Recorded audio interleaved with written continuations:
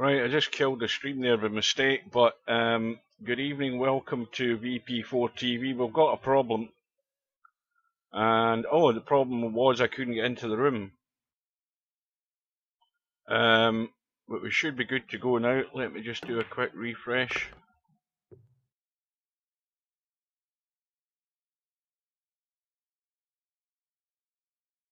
Right, hang on a minute. Press the right button this time. Good evening and good afternoon, welcome to Dwight. Well, this is turning out a lot different from what I thought. I thought Bill would be far too strong for Mr. Poolkabouter, but this is Mr. Poolkabouter's game, I think. He has got Bill in severe trouble at the moment. This is a first round match in the VP4 2023 Virtual World Straight Pool Championships, and we are here for a match that's due to start in an hour's time, a match between Markshark and Spectredawn. Now, I will add something. Markshark, as far as I've got a reasonably good memory for who appears and who doesn't appear. Now, Markshark, I think, has been in one or two of these events, and he's not necessarily turned up for all of them. So that's my only concern. So that match is due up, another first round match, in about an hour's time. This match started about 55 minutes ago, and Bill's going to have to get his act together here. Still a fair way to go, but it looks as if Bill's been getting picked off in the early part of this match here. Poolkabouter has a comfortable lead at the moment, and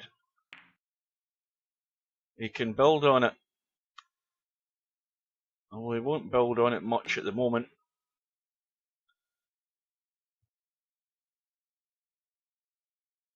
Well, the deliberate foul there isn't giving Bill much at all, unless he can get an angle, which I don't think he's really got. Let's have a look. No, that won't do much. He's going to try and come around the corner. Well, I think that's maybe what he should have done, but he should really just be ducking for cover now.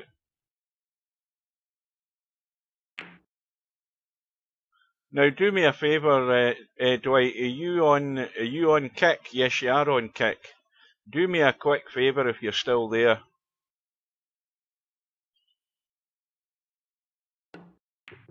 Are you still there, Dwight? Right, do me a favour. I want you to leave the stream and just go to click the main kit tab in the top left hand corner of your screen and go to the main kit page, and then in the search window at the top right, in the top where the little magnifying glass is, I want you to type in Virtual Pool 4 and tell me what happens.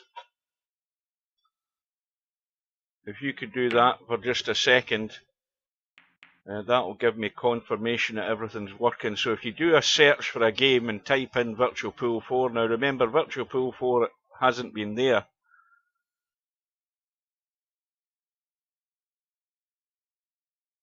Yeah, just put in Virtual Pool 4 in full. Yeah.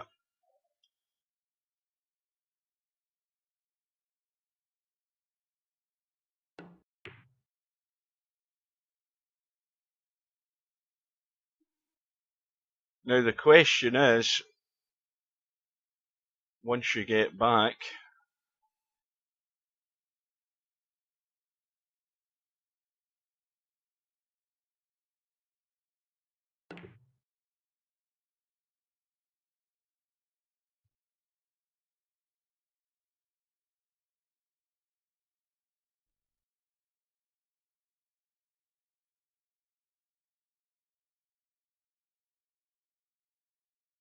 good evening to Cobra. Are you back, Dwight? Maybe I've lost him for good.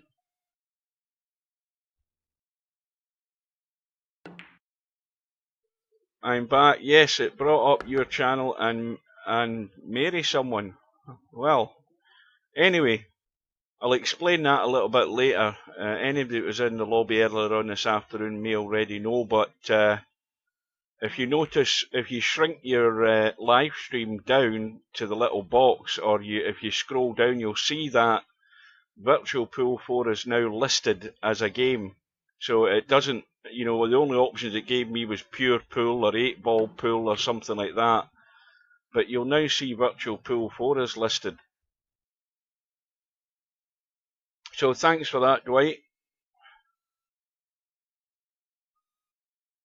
Right, so I honestly thought Bill was going to be too strong for Poolkabouter. I'm judging Poolkabouter and what I see him do in one of the more recent big tournaments. He was pretty poor.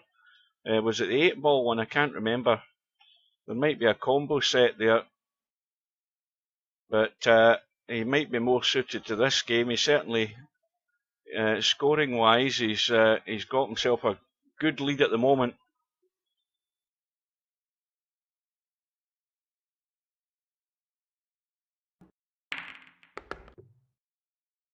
Well, he's not really done much damage with that shot, but again, you know, no harm to him if he wants to keep it tight, because he's going to then force Bill into maybe taking risks. Maybe that's what's been happening in the match so far. Yeah.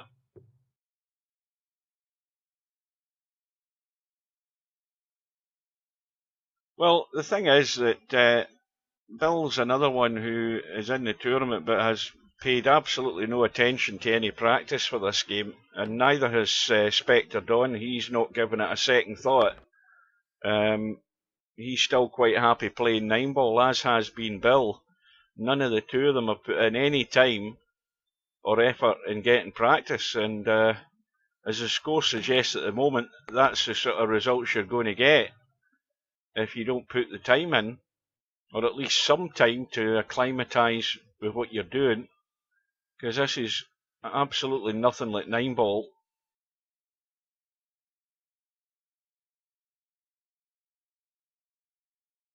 So, Bill at the table, he's got a dead straight 12, pretty straight anyway, and I think he could have done with just going a wee bit further on this 6-ball. I think 13 will do as a break ball though, to break this little cluster. He's still, I think, got the 6, but his break ball's a bit wide. It looks as if it's going to be the 1-ball. Problem still is he has to get rid of that 15 and it will just go. And he'll bump the 11. And he should be on the 7. I mean, it's just a little dinky pot, this 15-ball. I don't know why he's looking at he might be looking at the combo. I don't know why, because the 15 does go. And he just needs to rest it in and bump that 11. And he doesn't need to force anything. But he seems to want to come back off the 15. Well, that's not what I would have done. I would have just bumped the 11 and get it out of the way. See, he's having to travel more. And that, again, he's ended up going to be taking his break ball here. This is just not the way to go about it. Even I can see that. I don't know why he didn't just bump the 11. Well, if he's going to keep the 7 as a break ball, he's got to get pretty damn good on it. If that's the decision he's made, he's going to have to get up and get fairly square on this 7 if he can. Oh, he doesn't want to get too square though. Well, he's okay. Now he's got to watch he doesn't come off that back of the pack and end up in the pocket.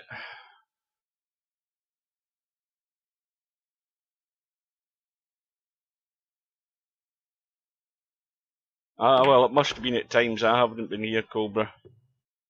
Well, he's got a 2 or 3 balls in play. He's got that 2-ball right now that would open up the rest of those. And he might not get as good on that 2-ball any other time in this visit. 2-ball he can certainly get to. And there's a 3-ball combo there, but that'll change in a second if he plays the 2.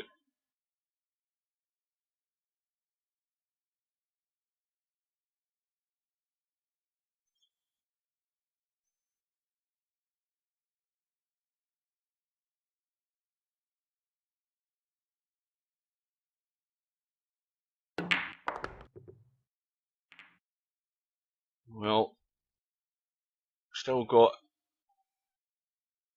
the balls are still fairly tightish in that area behind the pack, but he's got plenty of opportunities here to deal with things like that, and it's looking a wee bit better at the moment. Now he's got that one isolated ball down in the kitchen.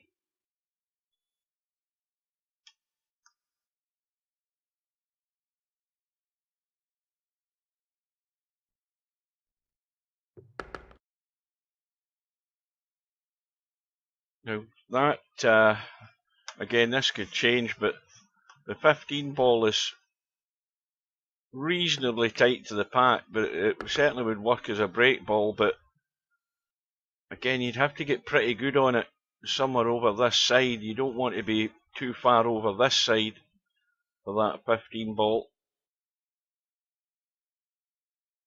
So at the moment it could be that one.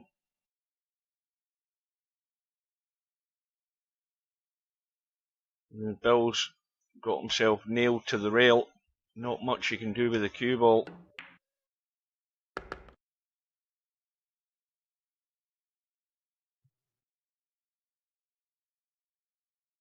And well, taking the 6 ball, he can certainly get back onto that 14 just to the left of him if he's going to do that, but he certainly doesn't want to take that potential break ball.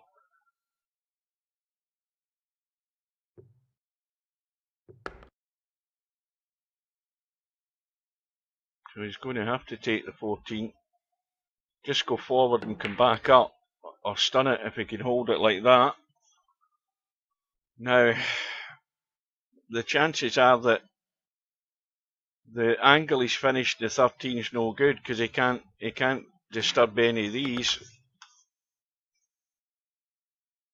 And now he's in a wee bit of trouble here. Ideally he would have maybe want to get below here to get rid of the 10. And again he's nailed himself to the rail, so it straight away cuts down his options that he can do with the cue ball. He can only get to the top of the cue ball.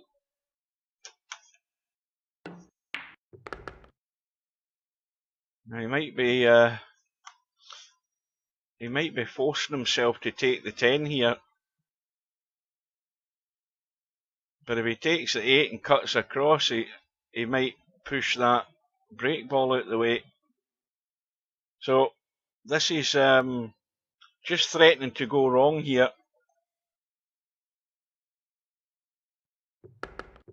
Doesn't want to bump his break. Well, if he bumps it, it could still work. But yeah, it'll still work. And well, now this is the vital shot.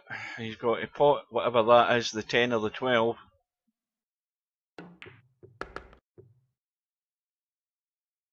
And now he should be able to leave himself a decent angle. But I would prefer to get up the table a wee bit rather than just leaving it in the kitchen. I would get up the table a bit. And he's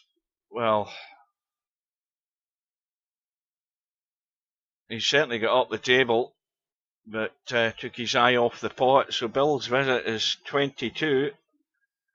It gets him sort of back into the game, but with the break ball still being there, see, this might be a bit straight.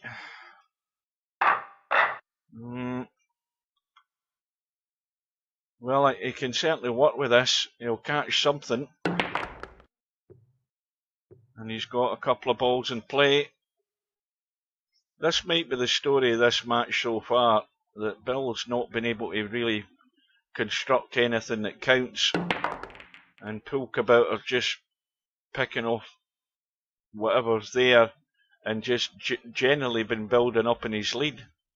I don't know whether he's put anything sort of half decent together. It might all have been bits and pieces, but that doesn't matter as long as you're building up a lead.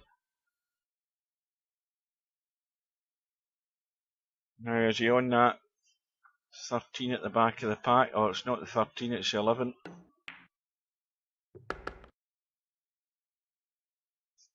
Now, dead straight in the 6. So he's going to cut the 3 and go for a bump. I think he needs to be a wee bit more vigorous here. Not too gentle or he'll just die in the pack.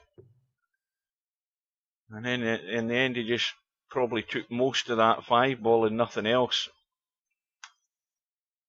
Now there's nothing set.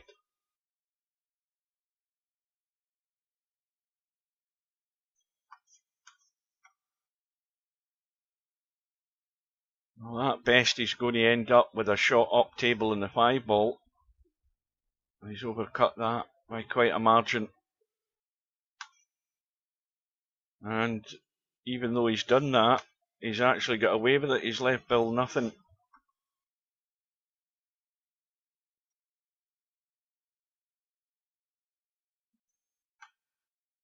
Well, again, you can play the deliberate foul and just leave nothing on and don't take any silly risks.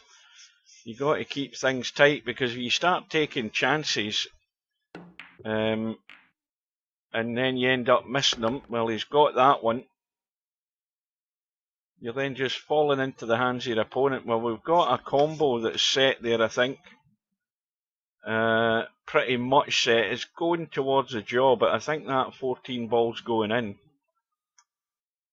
So I'm assuming Bill's had his eye on it, although the 7 ball is there. But again, he's playing to draw into things when, again, he didn't really need to. I don't think he really needed to do that. If he'd looked at that combo, he could have just played for the combo. And he's making problems for himself when he didn't really need to nudge the pack there. He had a perfect opportunity to get on that combo, and then if he had the angle, then to play a little bump.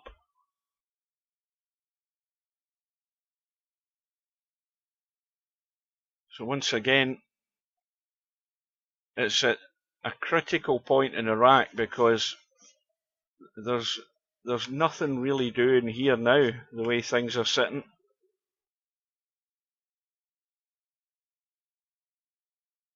Well, he might as well pot the 11 and try and draw and get a bump from here. Unless he wants to stun up the rail and use the 14. That's gone a bit thin, I think, on that 14. I think he's too thin.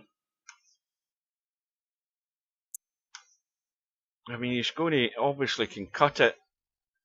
He might catch the 2, but not much else here. You see again, he's ended up missing the 14. Well, I just think he went about that the wrong way.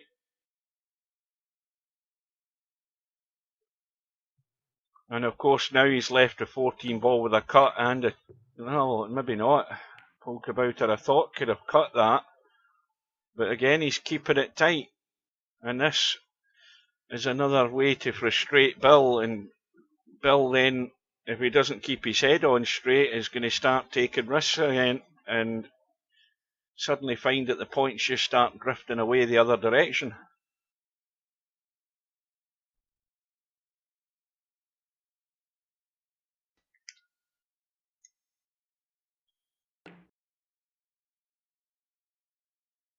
So a point goes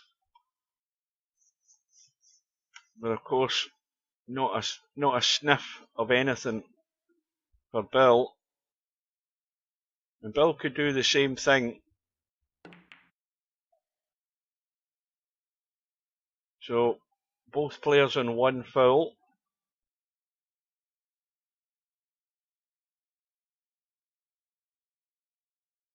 Now Poolkabouter could do the same again, but then of course he's on two fouls. So he's got to be careful. And he's going to be in two fouls.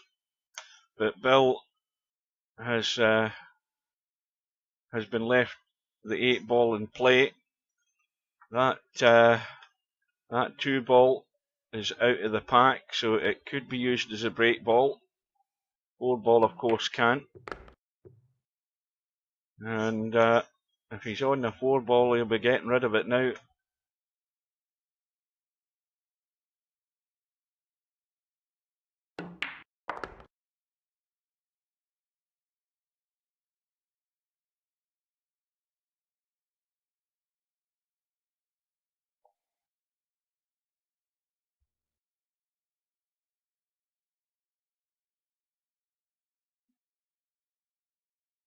So Poolkabouter.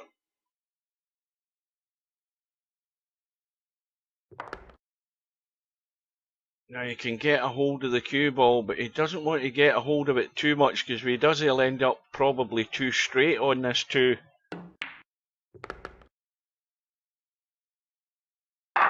See, a bit like that. That's exactly what I was talking about. If you left it there, you're fine, but if you get into it too much, you're leaving it too straight, and he couldn't really do an awful lot of damage. And what he has done has brought the 3 ball in play, but it's going to be a toughie. He's going to certainly get in amongst the balls if he plays it.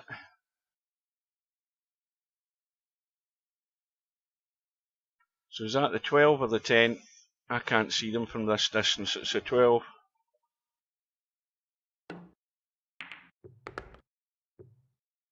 And again, he's not been overly aggressive. He's not taken silly risks to try and smash them open, because that's then playing into Bill's hands. Because if you then make the mistake, you've opened up a whole bucket load of balls for Bill to nip the points back. So Poolkabouter's going about it the right way as far as he's concerned.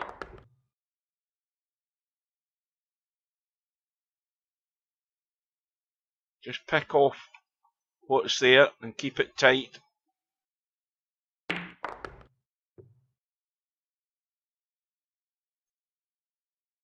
No, he's not so good.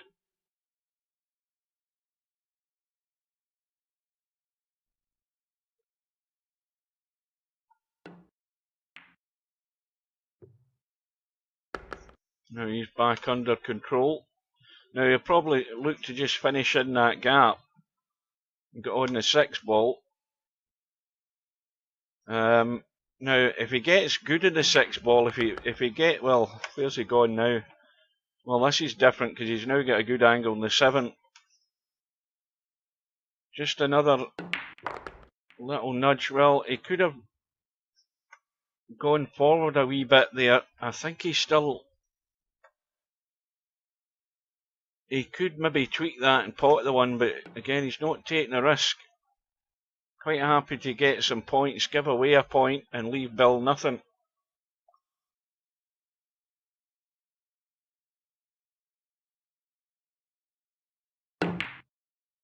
Well, Bill's played the thin cut, got a couple of balls, but really not get much out of it other than that, I think.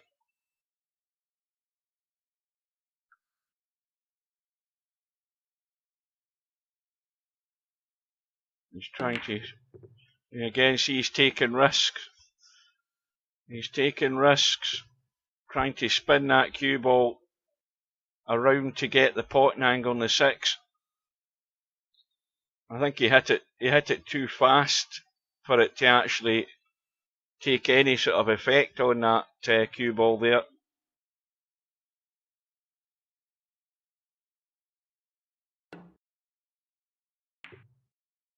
So Poolkabouter can do this all night. I mean, Bill just got 2 there, And this is a good enough strategy to get your score up and stop the other guy scoring. It's not going to win you the tournament playing that strategy, because you've got to start scoring in this game at the end of the day if you're going to survive deeper into the tournament. But it's all about just getting the result. Now that other ball there is going to go towards the pocket. Oh no, again he got it thin. He's still okay, but now it's more than likely going to be the 10 ball as a break ball. So vital that he gets himself the angle, and this is not going to be great. He's going to, if he's going to do anything, he needs to leave himself higher up the table and still be able to see this 10 ball. You know, he's got to watch the corner of the pack here. The cue ball's coming this way. And you see, he's tried to pinch that there to try and hold the cue ball. And the cue ball was never really holding if you were taking the correct potting line. Now that's a miscall, is it not? Is that not a miscall? I'm not interfering. Did he play the bank there? I'll give him the benefit of the doubt.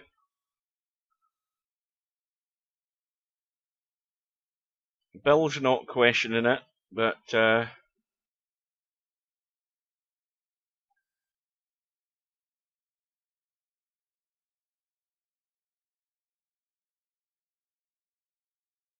now did anybody see him calling the bank there, or did I miss that? See, the thing is, he's called a shot now that's more than obvious he's played that up the table or down the table towards us, but he never called the bank.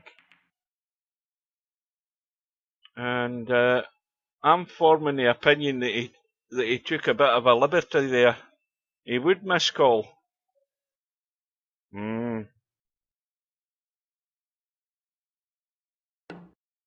I'm going by the angle he was left on that ball when he was trying to pot that ball. I think he was taking a line where he was trying to hold the cue ball. I didn't see him call the bank. He missed the pot and then it went in. I am having doubts about that shot that he played, and I think he knows he might have got away with one there. Oh yeah, I still prefer to see players calling banks. I mean, there was a doubt with that shot, with the fact that he never called any to start with, and that was a doubt. And especially looking at the angle he had for the pot, he was trying to cheat to hold the angle to get the cut into the pack off the 10. And he still never kept good position anyway, which leaves me even that leaves me in even more doubt about that shot. I'm certainly not happy with it, just as a bystander.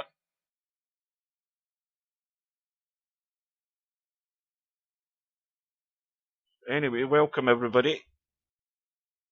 Welcome to Lard. Welcome to Chimpy.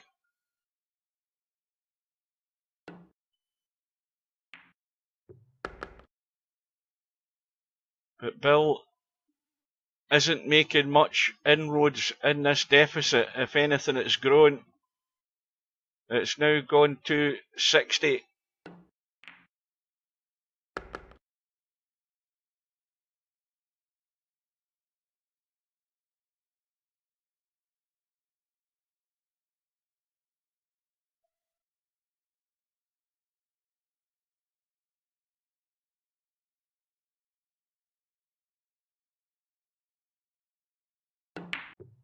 Welcome to Spectre. See there, he's called a bank there and left Bill absolutely nothing.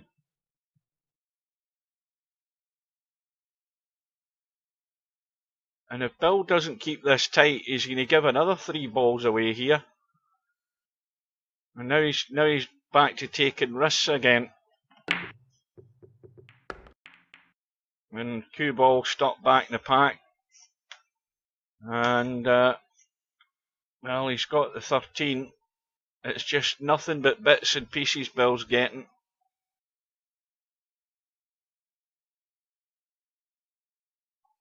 And like I always say, there's ways to beat opponents.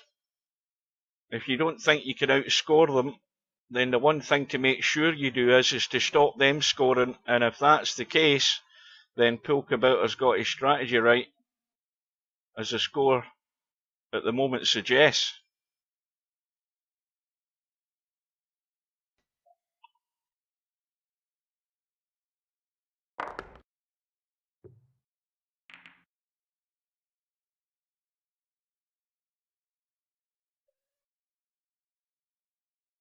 So we are 35 minutes away from potentially our other match that we're here to see, but like I said earlier, I've always got a little bit of doubt about Markshark. He might show, there's good odds he might show, but there's actually still odds he probably won't show. That's the only thing I've got my doubt about.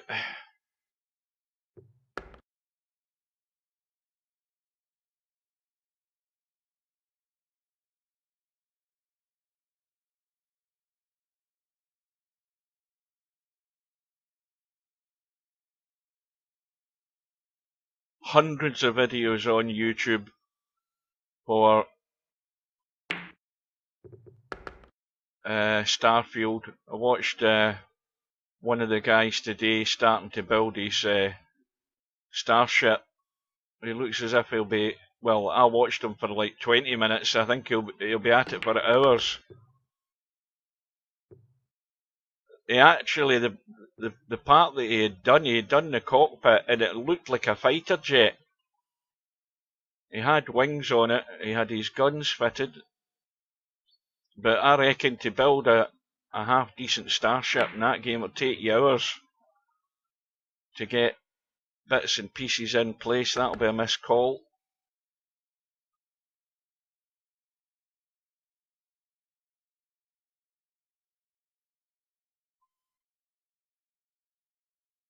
Now Bill's older and wiser here, and he hasn't got to the ball. And I think Bill's got to employ a similar strategy here to Poolkabouter.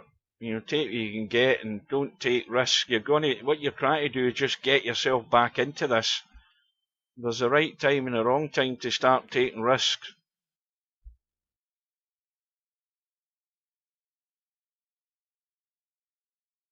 But Poolkabouter doesn't need to change anything. He just needs to keep doing what he's been doing so far, because it's been working.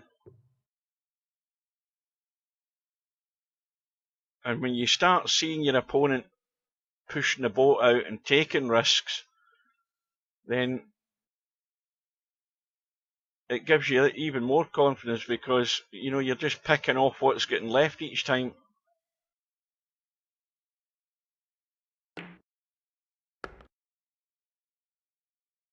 Well, this is finished dead straight in the one, so that's no good.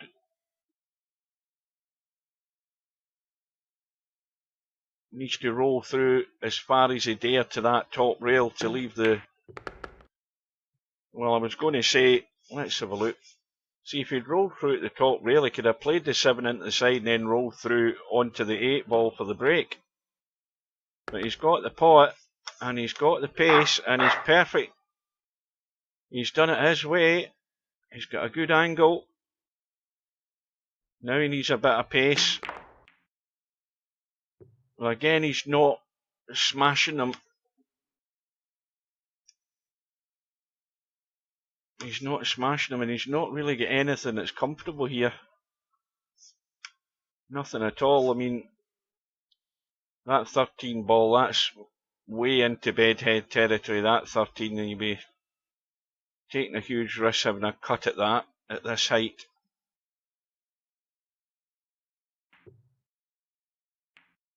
Again, same thing. He's left Bill the 5 ball up table. Bill's got to get up the table. He's got to get up.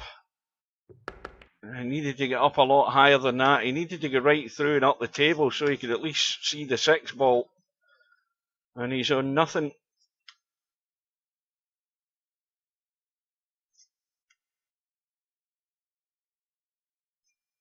And he's going to take another risk here. And the cue ball's heading towards the bunch here. He's took the risk, he's got the bank, got the hit, and he's on his next ball.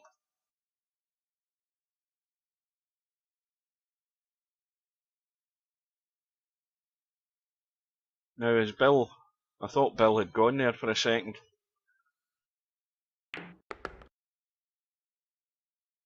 Well, he could play the cut there and bump the 7 and 6. He can also play the 11 and bump the other balls open as well. I don't know whether he wants to leave the 7 and 6 as a combo. I mean, it's not a difficult combo. But he's also got to think about where his break ball is, because what's sitting there at the moment is no good. He could end up, there's a possibility of leaving the 13 ball as a break ball, so he'd have to come over the left side, thin cut that and spin into the pack.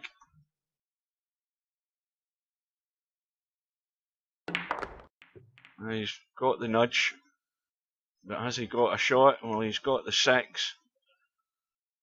But I think, as it is at the moment, I'd believe in that 13 ball there, only for the fact that it is a reasonable enough break ball. It's a make do in men's break ball. That's what he could be doing here. If you're over this side, you can cut that with a bit of right spin, maybe a wee, I don't know whether you put a wee bit of bottom on it and right spin, but try and at least catch the corner of the pack. The only danger with that type of shot is catching the back of the pack and scratching in the other corner pocket.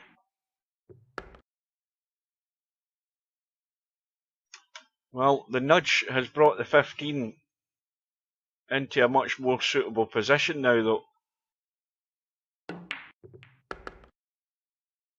And that's nudged the 15 out the way, so now he's back to square one.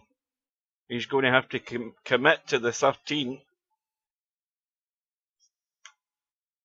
And that's the one thing that Steve said, and it should be obvious when you're playing straight pool, is not nudging balls when you don't need to.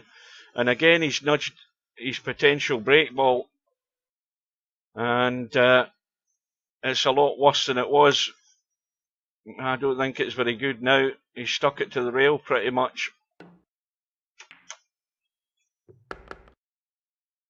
And that 4 ball is pretty much parallel with the back row of balls. He's going to try and make do with this. He's going to have to dig in. Is he trying to go forward? No, he is digging in. And he's at least caught the corner. Watch that side pocket though. And these pockets just gather everything up. And the worst thing is the 5 ball sitting wide open. But I don't know that pool kabouter is going to be too aggressive. And Bill's contribution is just 12.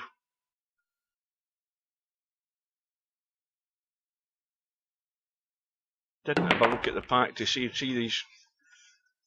He hasn't really, he's stunned it into the pack rather than getting a bit of draw on it to make sure he got himself out of there.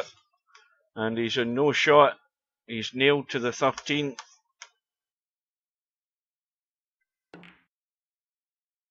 And again, he scored a point and lost a point.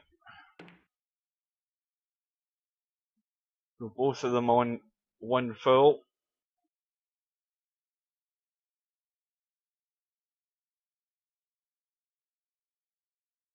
I'll get a quick drink, just finish off my other bottle of water. I've got my reserve bottle here tonight.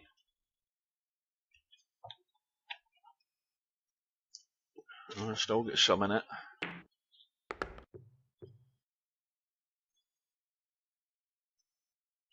Well, if the alarm bells aren't ringing for Bill now, they should be.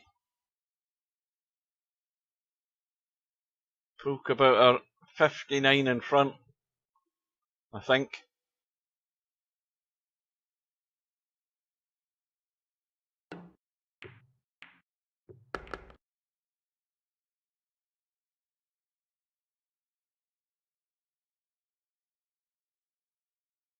Just give me a second.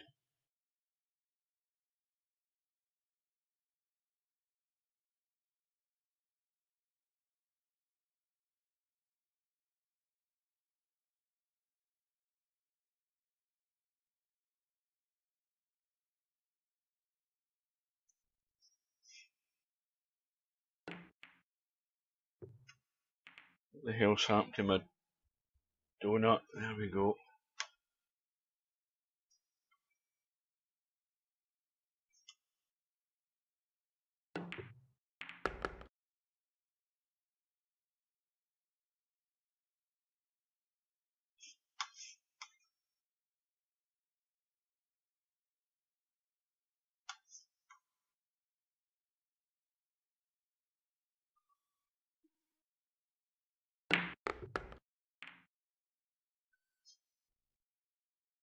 Well, he's going to have to play the combo.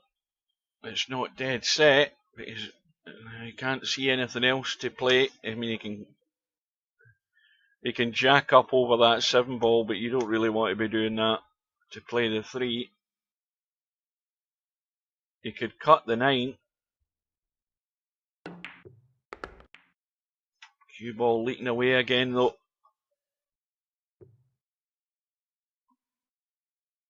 Well, it's got to be either the 2 or the 3.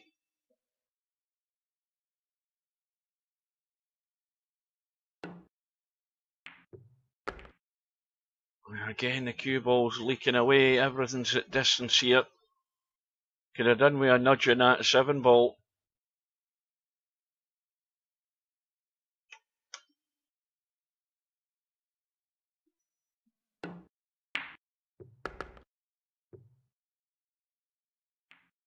Could have done with a bigger nudge on that 11 to get it out the pack. Could have used that as a break ball if he'd given it a wee bit heavier clump there.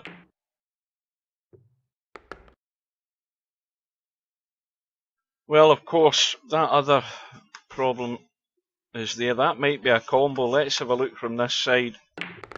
Well, he does. Again, I don't know whether he's playing to break them, but he can. How close is it?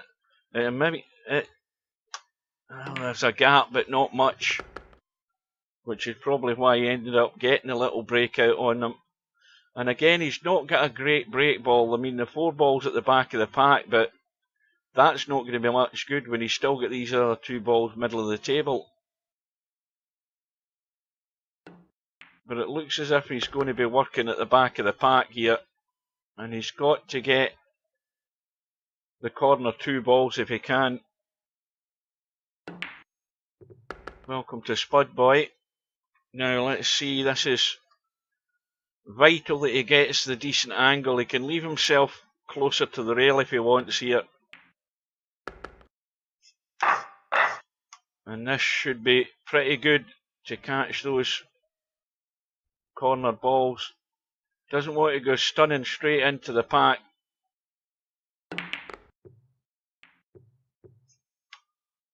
But he's got a shot, that's all that matters.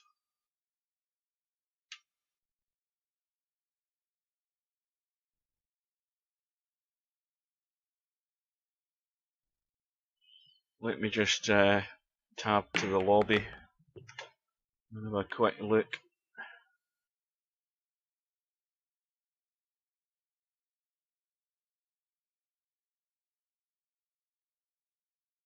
Well, no sign of Markshark. Not that it has to be in the lobby right now, but no sign of him right now, which is just a concern.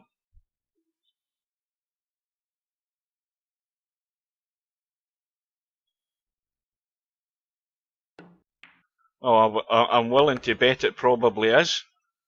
I mean, I wasn't here for the first bit of the match, but it's certainly the biggest run we've seen so far from Bill. That's the first rack that he's actually completed and got a break shot. And now's exactly the time to be doing it.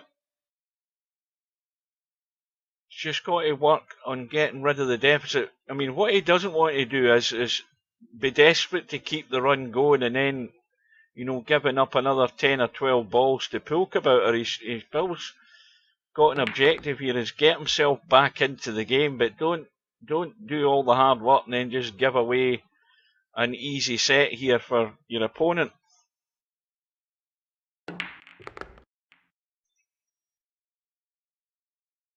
So now he has to work away. Now, the obvious thing you can do is pot this 5 and come along behind the 6 here, and either play the 6 into the side of the 10 up table. That way, ideally, the 10 up table gets the gap open there with those two.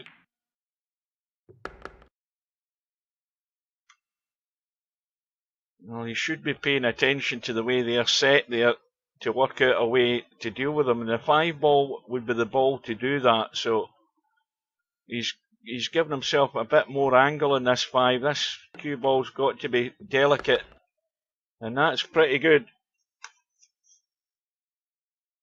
Well, he's sort of in between now that I look at it. He's gone a wee bit in between. He can still take the 6 ball, but it doesn't deal with the problem. He would have wanted to be in there with the cue ball so he could just bump that 10 ball up table. He's still going to take it, I think. Or is he? Yes, he is. That'll cheat the pocket. Or will it? No, it won't. So Bill's run ends in 20. And this is exactly my point. You know, he needed to be pretty good on that. He wasn't ideal. It was the ball to take to open up the 2 others. And this is what I'm saying. Bill's got a little run. The run's ended, and there's some free shots here for Pulkabouter just to keep his tally going up in the right direction.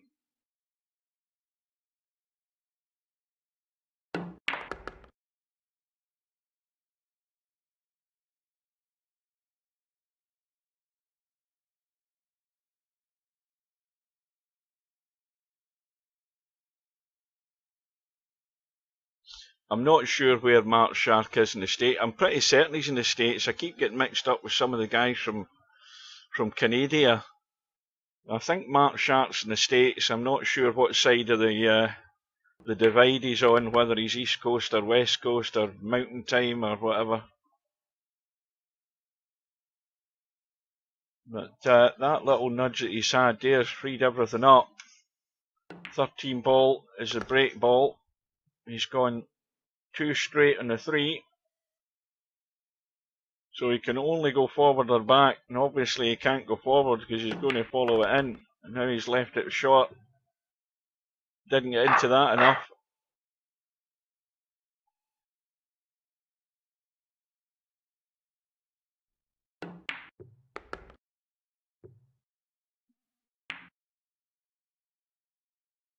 So it's just take what you can get and duck for cover.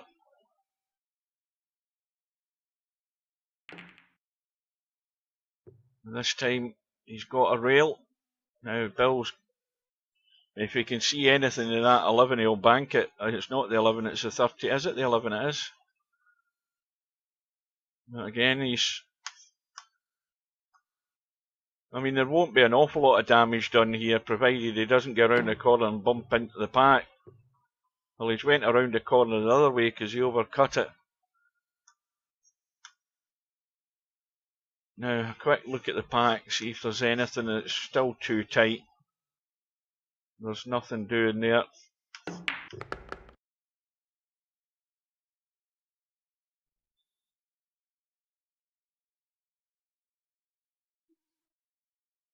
Well, I think there's an angle there to get a bump, but he's locked himself on a ball. Oh well, I thought it was stuck to that 6 from up the table, but it's not. But again, he's still not really got anything. He could make the 6-7 though. He could make that. I mean, that's not that difficult. He's calling the 7.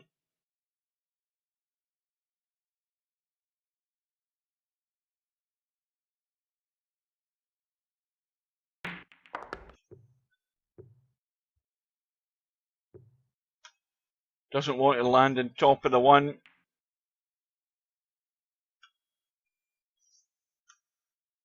Can't get to the 9. He's got a cut in the 8. He's got nothing else really. But if he checks this a wee bit, which he's doing, he'll catch something. Well, again, he's played it soft. I think if he'd played that a bit firmer to get the pot, he could have then got the nudge. I mean, he doesn't really need to nudge that 14 anyway, though. Maybe that's what he was trying to do, make sure he avoided it. But in doing that, he's missed the pot. So it's only a run of 3 there for Poolkabouter. So Bill's got another chance to put a few points back in the board and just try and draw that number down.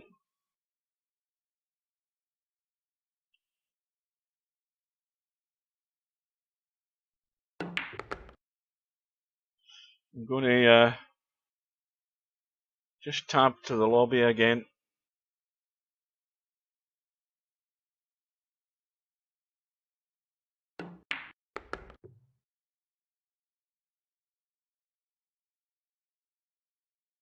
Yeah, still no sign of Markshark.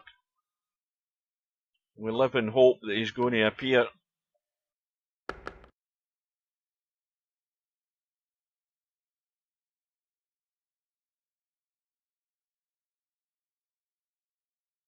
Bill still got work to do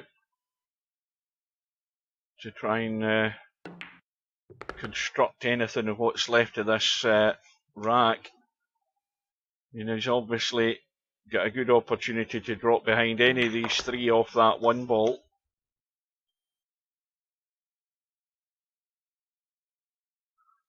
Six ball, I think, is in the pack. Yes, it is, so that's no good where that's sitting. Now, he might have wanted to be leaving the 2 ball there. 2 balls quite high in the pack. So, nothing's really ideal here.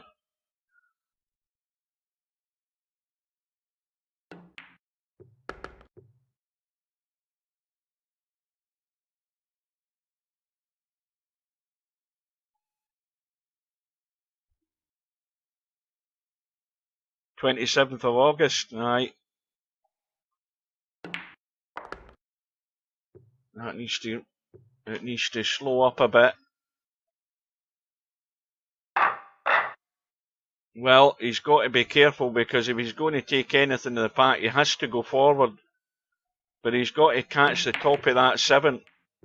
But again, Bill's not really set himself up for that shot. I think he rushed it. And the only saving grace for Bill there, that he's actually sort of not left a great deal for Poolkabouter. I mean, the 13, I don't know that he can get to that 13 to get enough of it to pot it. I don't think he can, and he certainly can't get to the 1. There is another combo he's probably going to have to take. Well, he thinks he can get the 13. I'm not convinced he can. I think this is going to the job, but my eyes don't necessarily tell the truth. Yeah, well, it was way off the mark. It cut no problem. And he's still got, I don't know whether that 6 ball's going to take a chunk out the 11, the 10 ball, it might.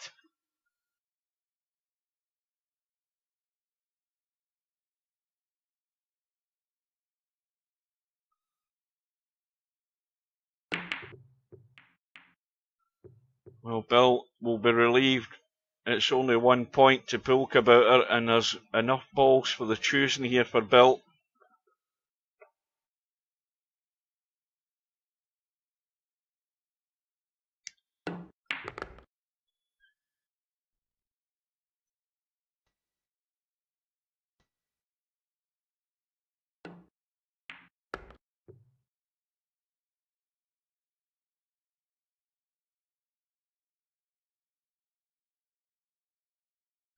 By the way, Monster, I was on that other pool game this afternoon, and I set up a game of Cowboy. They've now, I don't know how recently, because they just, as I said the other night, they've done a big update, The problem is, first of all, their forum is down, so there's nothing that you can read to find out what the update's about. Their chat in the lobby has been disabled for quite a while, so there's nobody you can ask. But when I checked Cowboy, when they installed Cowboy in the game, they only had they had Cowboy set up as an option in the snooker table, which you can do and use the colours of the snooker table. But they've now added alternate Cowboy to it. The only thing I would add is that when I went in and played it and tested it, there's no way of remembering what shot you're on. Unlike VP4, admittedly the symbols in VP4 are pretty crap. I've told Steve that 100 times. They're not the clearest of symbols to let you know whether you're on a pot or a carom, but there's absolutely nothing in the other game to tell you. So you've just got to remember, and if you're like me and your attention span's pretty short, within 30 seconds you forgot what the hell shot you're playing. So they want to get some symbols in. Well, there's a good sign. There's Markshark in the chat. Thank God for that. Good evening or good afternoon.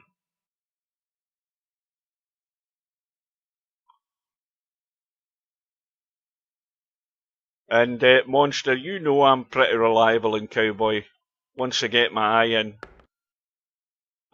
once I find my way, I can get you on the shot more often than not, he says confidently.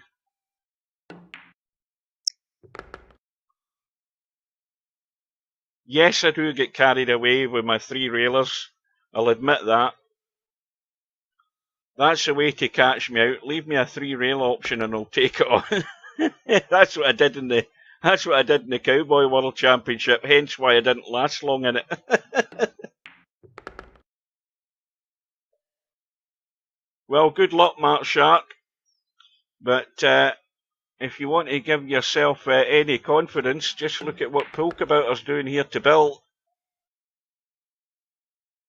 The rule is, if you don't think you can outscore them, then make sure they can't score.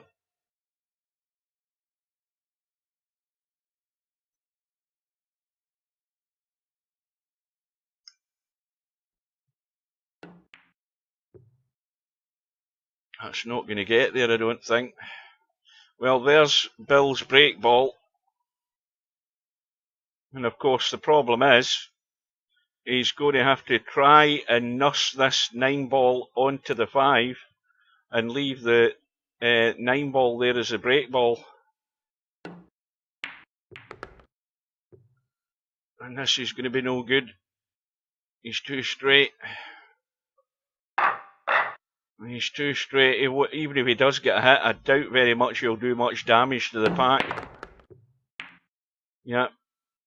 Flat back pack, as Willie Thorne always says in the snooker, when it's a flat back pack, you'll end up just like that, stuck in a ball. So Bill's contribution there, just 2.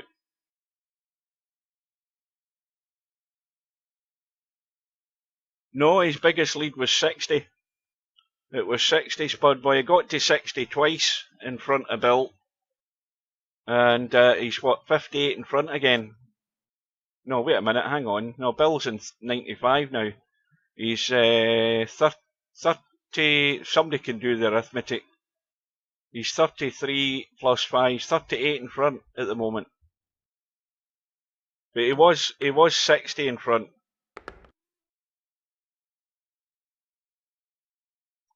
So the score is heading in the right direction, or the deficit's heading in the right direction as far as Bill's concerned. It's coming down gradually, but it needs to come down a bit sharper. And again, Bill's making too many unforced errors. And here we go again. You know, there's half a dozen balls there just for the taking, just to top up the score.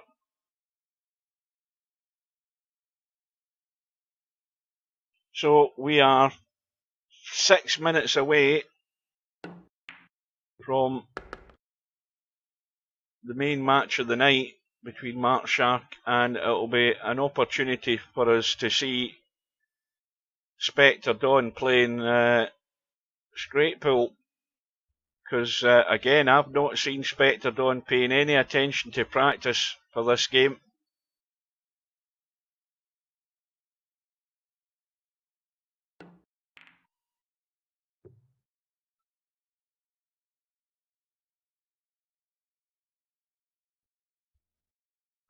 So there is the possibility that a couple of big scalps could go south tonight.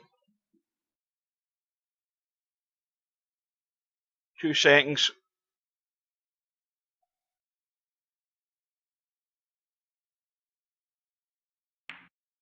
I just did a quick tab to Discord just in case Steve thinks of joining, but no sign of him. I've not had any message from him.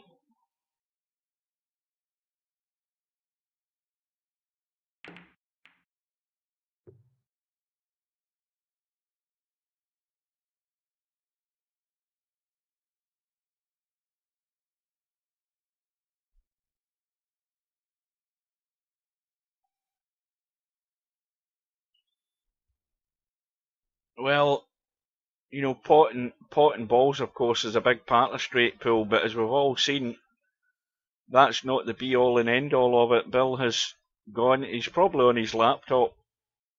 Because I think Bill's pretty much on 24-hour call, isn't he? He works at that, one of those, is it like a holiday home site or something like that? Because that's where he ends up travelling across the States. He's moved from various places. Remember, he used to be Albuquerque, Bill. And he's already moved since then. And I think he is on 24-hour call all of the time.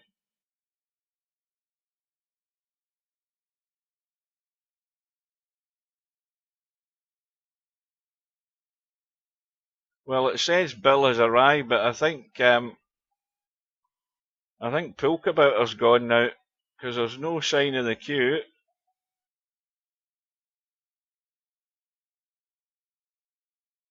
Good evening to Tommy. You've still got the high run of the tournament, Tommy. 83, I think it was.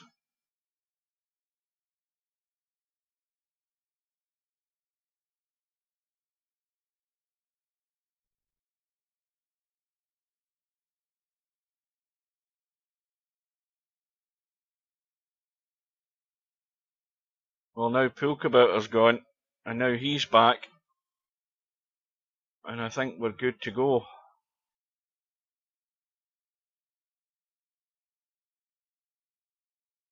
Well, Tommy, I'm gutted for you.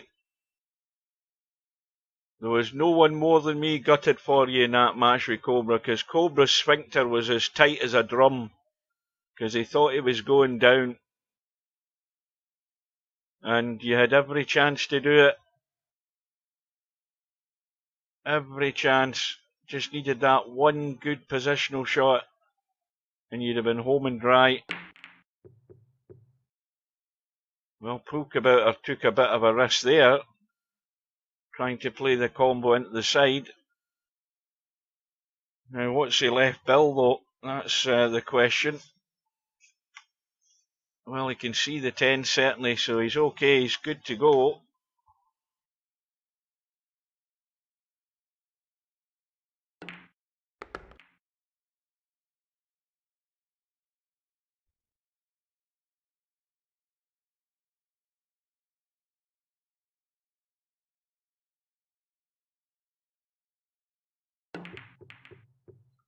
Once again, it's a short and sweet visit. It's just one. And once again, there's half a dozen balls to be picked off here.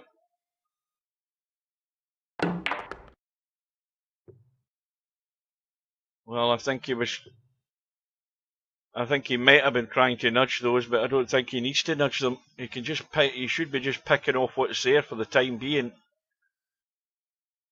He's a bit straight in the one. But now he's got well, again, I think he's a bit straight in the 7. He could force this in, and but he might end up just stuck in between these balls here. He's got a bit of an angle, and he's managed to go through them. But has he got a shot? Well, the only shot he's got is a 3-ball. No tell a lie. Well, I think he probably still stick with the 3-ball. The 14-ball does go. Is he taking the 14? Yes, he is. It's fairly tightish. But is he going to catch the pocket? Yep.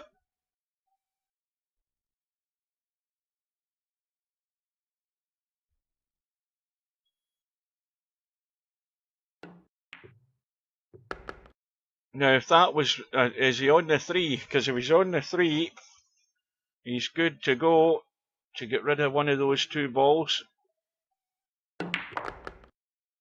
I thought he'd have been better off just stunning that in and going up. But in actual fact, though, what he's done is he's given himself a break ball.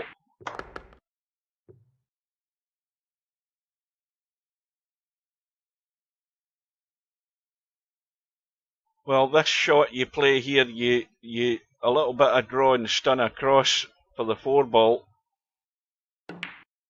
Oh, he's got too much into it, way too much into it. He got too much draw in it. He just needed a little tad, a little bit below the equator, just to stun across square and take that 4-ball.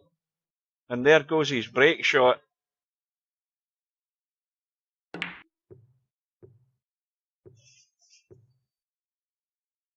And that's killed the break shot for Bill.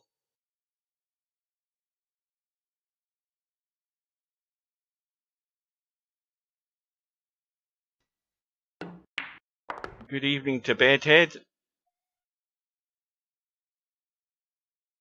Right, just give me another second.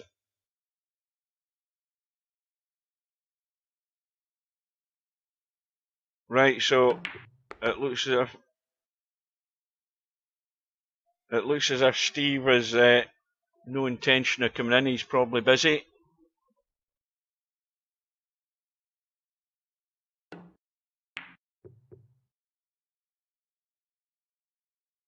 So Bill has got himself to 3 figures. He still trails by 42. Right, I'll leave it up to you guys. What do you want me to do? Do you want me to go to Markshark and Spectre to run our eyes over Spectredawn? Or do you want to stay with this, or, you know, go to that match and just keep an eye on what's happening to this one, and if anything's happening in this one, then we jump back into it? I'll leave it up to you.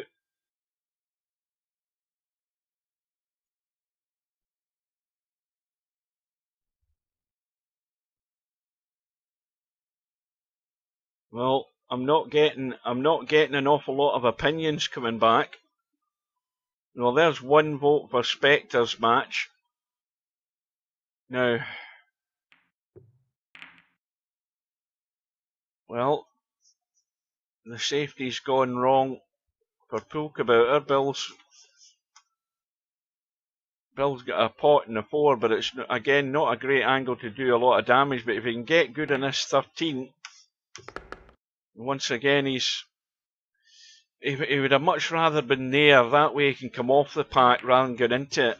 And he's just trying to get the other side of the 3, and again he's probably gone too straight.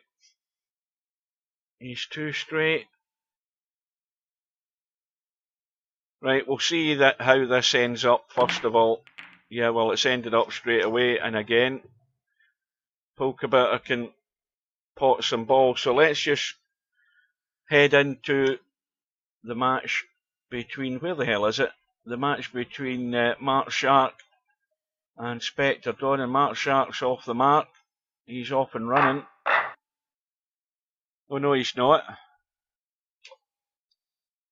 Did that? Oh, what the hell's going on here? Why is it showing Markshark on 8?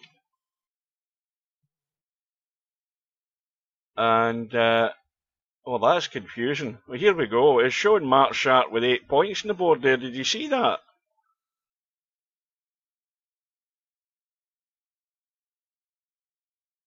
Markshark's got 8 points in his score. Right, you're all a witness to that. The match hasn't started, they're only lagging off, and he's got 8 points against his name. That's a bug. So you're all my witness to that.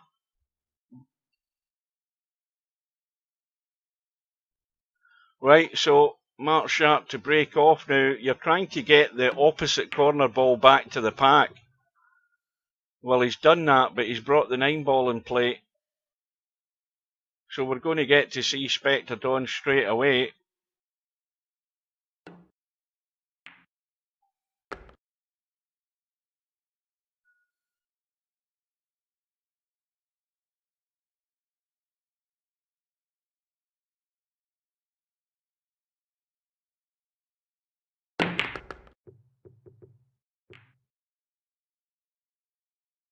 And immediately, Spectredawn takes the opportunity to do a bit of disturbance.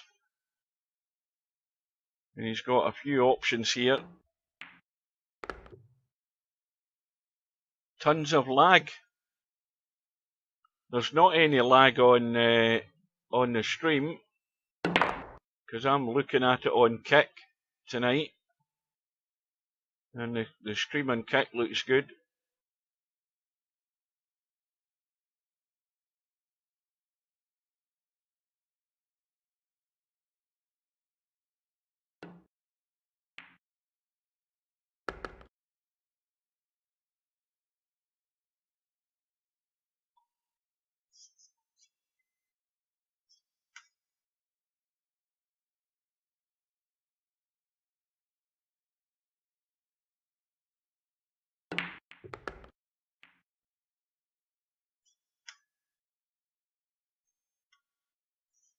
Well, we've still not got a break ball in amongst this, really.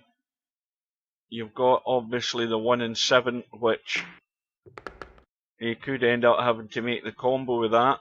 It's not set, it's going to the jaw. Or he could get a bump on it.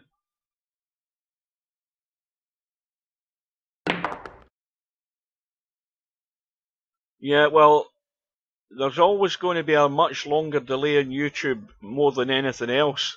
Spud Boy, get yourself into Kick. Because again, there's about a 1.5 seconds delay on Kick on my side of the Atlantic.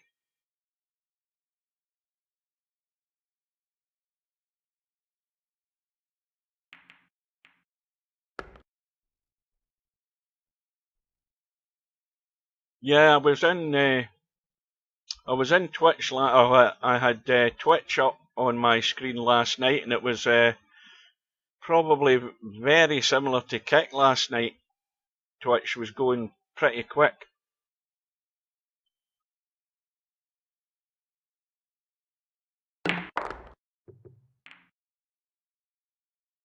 Well, the 7 and the 1 have been parted.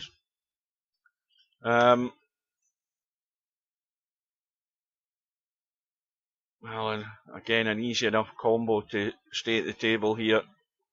Now, question now is whether he's leaving that 5 back at the pack for the break shot. Well, he won't be now, because he's got himself. He can pinch an angle here off this 5, so he can come back this way. Is he going forward to play it long? Yes, he is. So it's going to be the 7 ball. Oh, he's gone too straight in the 1. He's going to have to just run through. So, the first critical shot in this year's championship for Spectredawn. And straight away, he's missed the cut.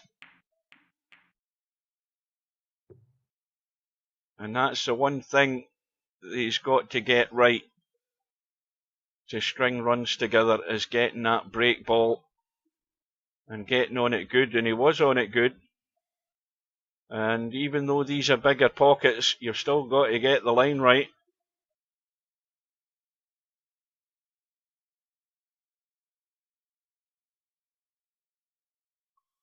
So Spectredawn's run ends on 14. Let's have a look at that bracket, see if it's still the same. That's now corrected itself. But that 8 should never have been there to start with. It's now gone to 0. Of course, it's let me just is that refreshed at a minute? Aye, it is. Let me set that to 30 seconds. Now we'll have a quick scroll up and see what's happening in Bill's match. Well, Bill's 40 behind. That's the closest he's been in the whole match since I joined it.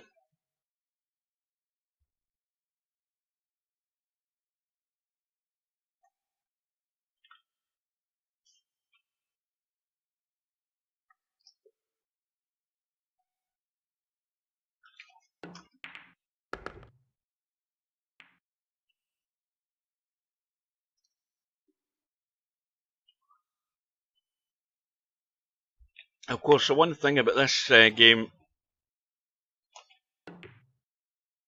Spectredawn will never have sat watching a game for so long between shots in some of these matches. Because obviously 9-ball the rack's over in the blink of an eye, and there's not very long delays between you getting your next shot. But it's a lot different playing straight pool. You can be sat there for 15-20 minutes twiddling your thumbs.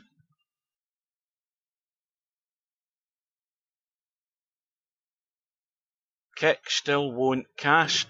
What do you mean, Spud Boy?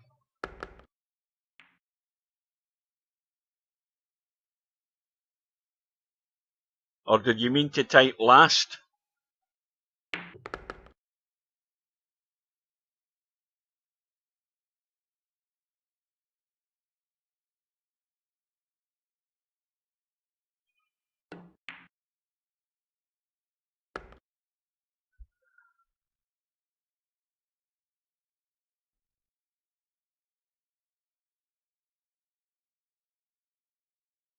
Welcome to Vertical Liquid.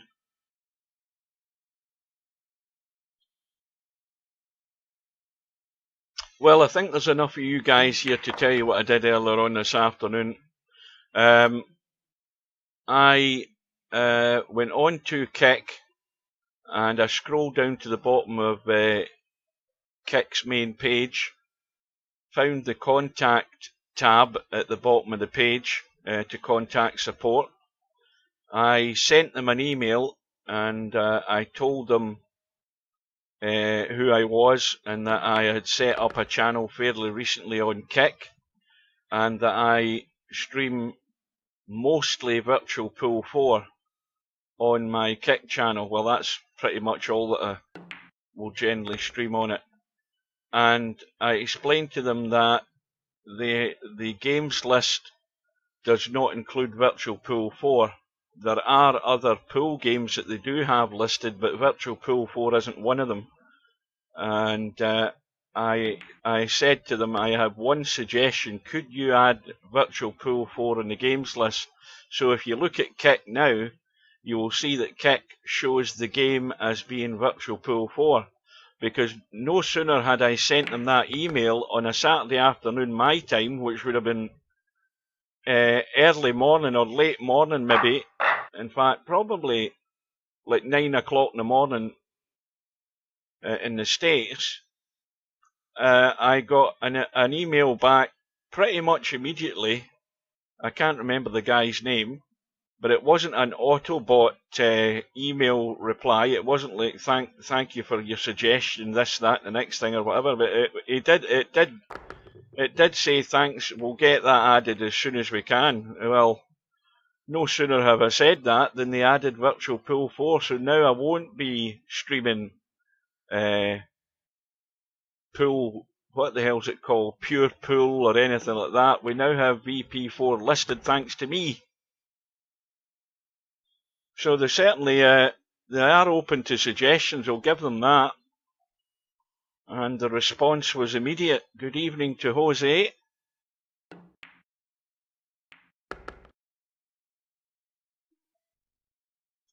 Well, Markshark, on his first scoring visit, is into his second rack.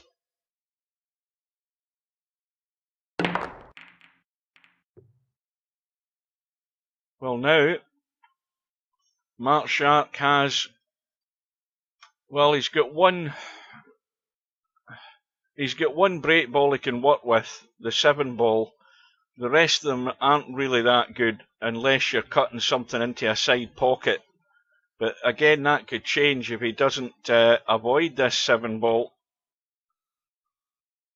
And the 7 ball's a wee bit wider of the pack than you might like.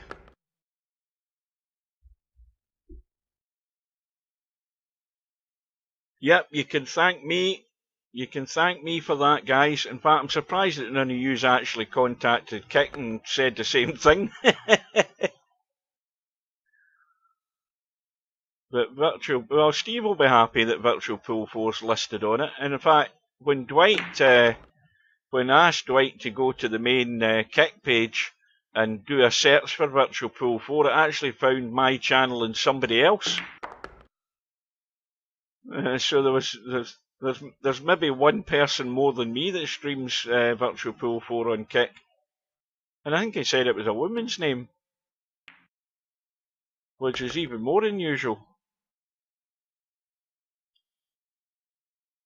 Well, the 7 ball has gone, and well, that 3 ball will work. It's at the head of the pack, but again, it's just a question of whether Markshark has settled on that.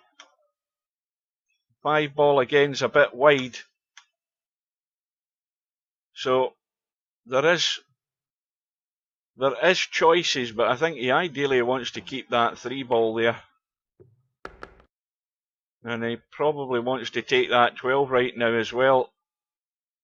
No, he's going to take the 6, so now he's got to hold the cue ball if he can.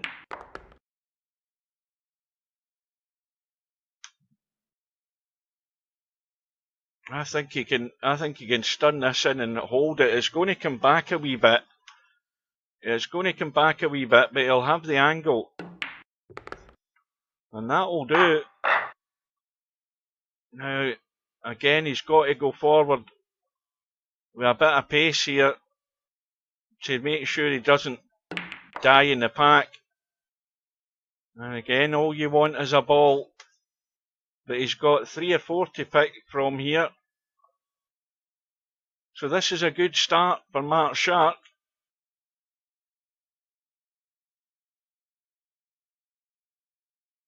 Now, is he going to get aggressive here? He doesn't need to be yet. Yeah, he is. That's always taking a risk, especially when you've still got balls that you can work with. And if anything, he's made it worse.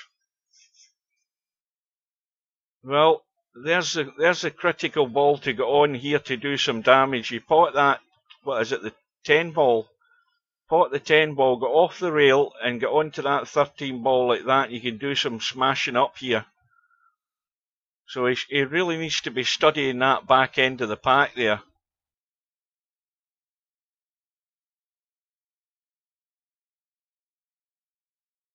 Now we'll see this shot and then I'll do a quick tab to have a look at the updated score in that match with Bill.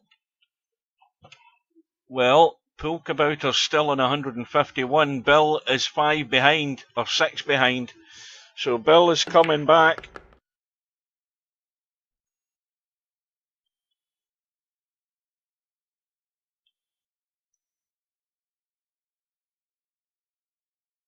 Now I'm scared to go back into Bill's room and for fear of jinxing him and getting the blame. Well, that shot there that Markshark's just played, I don't think he's getting it. Well, he has got the pot. He's got the pot. It's a bit more of a cut, but it's certainly going to do some damage. But this was always the critical ball, and he's overcut it. And that's why he didn't get good in the 10, because he couldn't hold the cue ball well enough. And if he'd done what I said earlier and got himself more open, he'd have been good to go for putting a pretty good run. It ends in 33.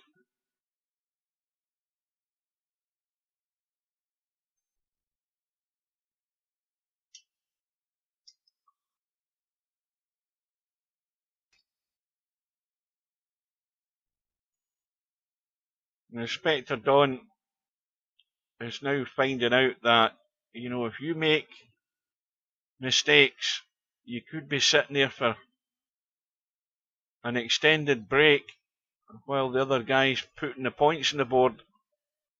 So the first target for Spectredawn, of course, is to get rid of the deficit without his opponent coming back to the table.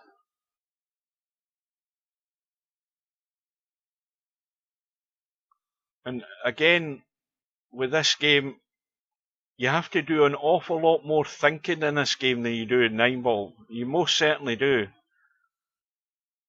It's all, you know, it's not a case of just joining the dots, it's how you join the dots that is critical in constructing runs.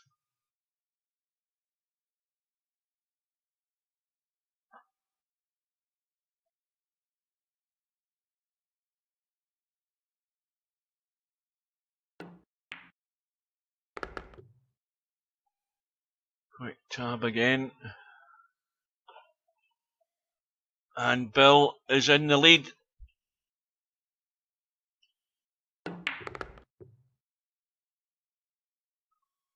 Yep, you know, don't get yourself distracted.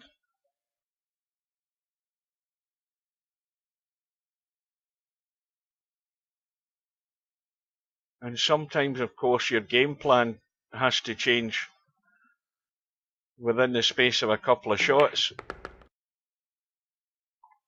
And there's nothing at the moment that's really great here. He's got to get... Now, how's he on that 8-ball? He's fine on the 8-ball. But he's got to tidy this up at this back of the pack here.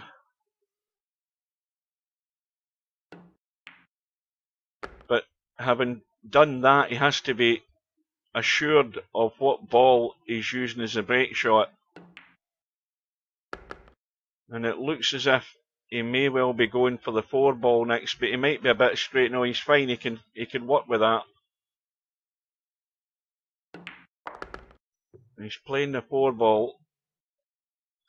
Now he's going to go forward to come off that end rail and get himself... Now, he doesn't want to be stuck in the side rail. He wants to get out. And that's way too straight. You know, you've got to have that deft touch to leave yourself square on that, or at least high on it. He's nowhere. He's nowhere. He can pinch a bit here to try and get tight around the angles, maybe to try and catch something in the pack. No, he's coming back the way. He's just going to cut and run. And again, no criticism. I'll say that again, no criticism in that. Because that's the right thing to do.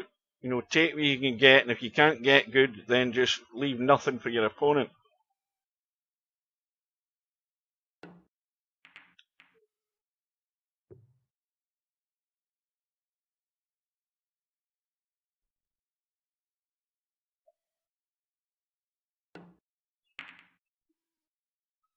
Oh, Pulkabouter's back at the table. He's back to 2 points behind.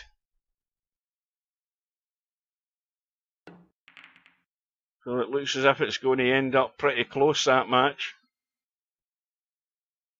Now that's a good safety.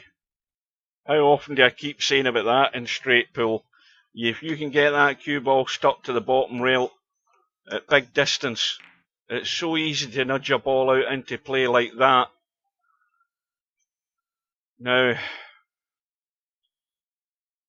if you put, I don't know whether, can you get enough left English in that to cut this and still catch the pack? I think he's just bumping this around the table and sticking it there. Oh, he's going to bump it maybe too far. No, he's alright. Well, of course, he's left an 11-ball, but If I'm Spectredawn, I'm punching that up the table, calling a safety and sticking the cue ball in the 6. That's what I'm doing.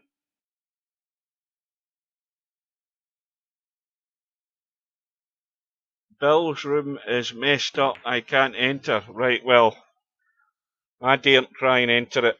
And that's because they've disconnected, you know, Bill disconnected, and that's what happens. And it just comes up with a message, and then when you hit escape, it just goes to the black screen and you can't get out the damn thing. I think I'll be quite happy just to tab and keep an eye on the score rather than trying to get in it. Unless anybody else wants to try and let us know if you can get in it, because if it gets late in the game, then I might want to pop in, but I'm not going to do it if you guys are struggling to get in the room.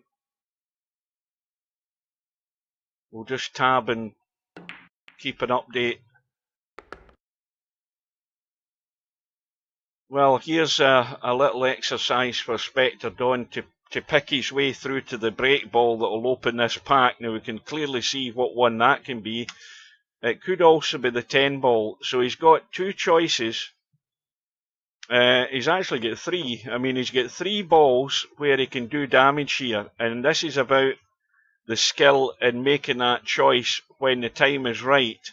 Bear in mind he's running out of balls to get there.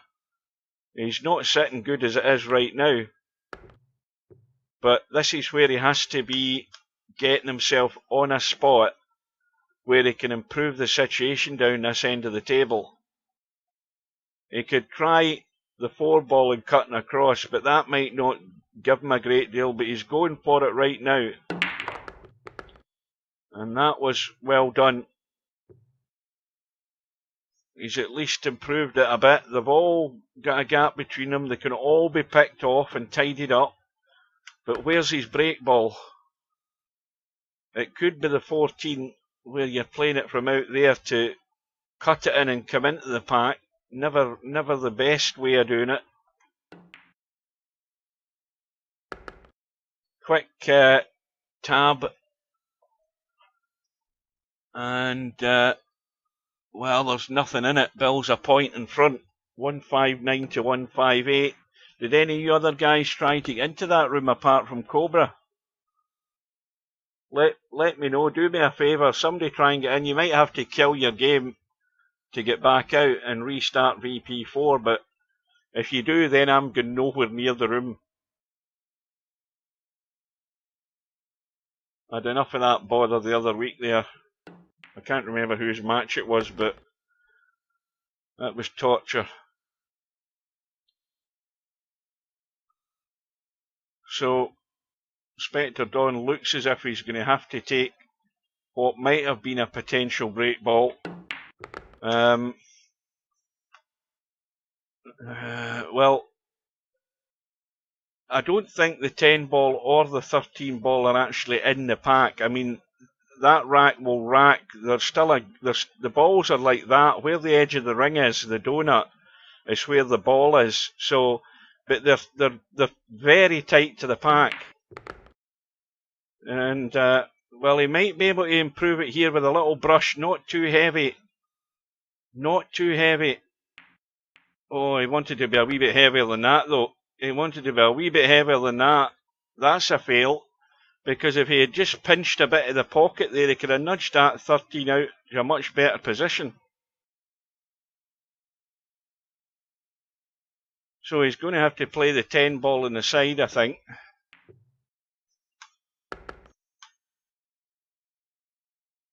Well, he should have a break shot.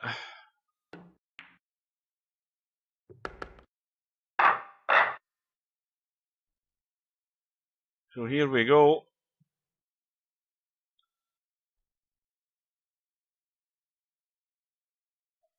Well, I noticed none of you other guys are taking a risk trying to get into that room, because I'm getting nobody coming back saying, well, I managed to get in.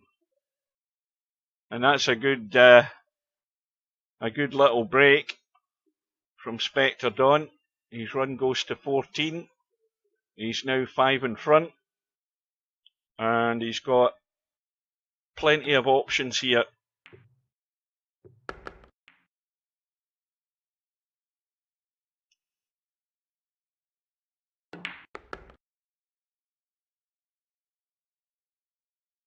I wonder if VP Monster was still in the stream, because he's just came back online. He might have tried to get into the room. Unless he had already left the stream, I don't know. We'll soon find out if he does come back and let us know. But I think he's probably, if he did try to get in, he's had to restart VP4, so yep, he can't get in. I thought that. I saw you coming back online, so we'll give it a miss. We'll just keep a check on what's happening. And again, Bill's trailing by, what, 4?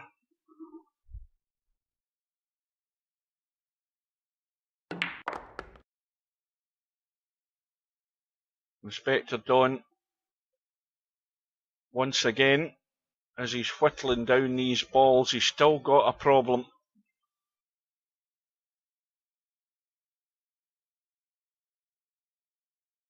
And we'll see if he can work out a way to get into these balls, because there's nothing set with those 3 balls.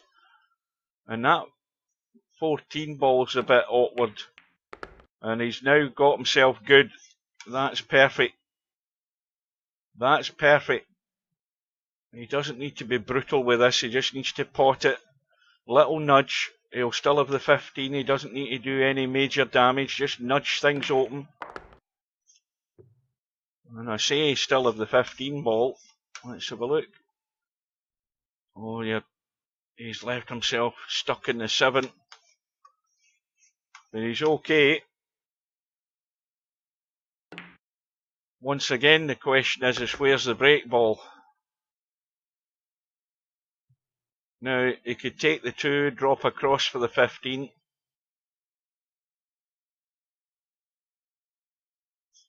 Because he's not on either of those 2 balls left side at the moment. And I think he wants to possibly get rid of the 4 and try and work off this 9 ball. He could get into the table and leave a cut in the 15 and come into the back of the pack, the back corner of the pack.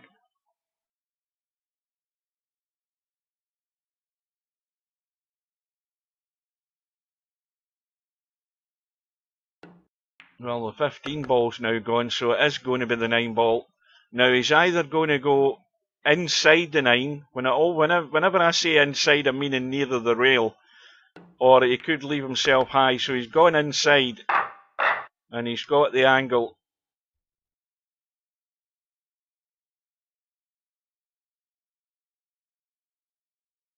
But he doesn't want to leave it right in the middle. He's caught the top end of the pack, and that's pretty good. Okay, he's not perfect in everything, but he's got one option anyway. He could play the combo, which he is doing. And he's also got the 8 ball. I mean, these are break balls to open this bunch here. If he gets rid of the 2 though, in fact that 7 does go. I mean, you can work with the 7 ball to open this last 3. So he could do that, but the reason I'm saying that is that if he gets rid of the 2 and uses a 7, the chances are one of these may well fall into a break ball, and maybe it might nudge the 8 out of the way. This is the choices you have to make. You then have to come up with another solution, but he's got to find a solution to get rid of these 3, and he's got the opportunity to do that now. He could go forward and still come back up for the 7. He's also got bailout balls, but he's played the little nudge, but now he's run away. He can't see the 10 ball to pot it. It's got to be the 6. But like I said, that little nudge has brought the 14 ball into a good position. So it's a question now of whether he's already committed to the 14, so he has to avoid that at all cost. Well, clearly he didn't have that idea in mind. He's went straight into it right off the bat.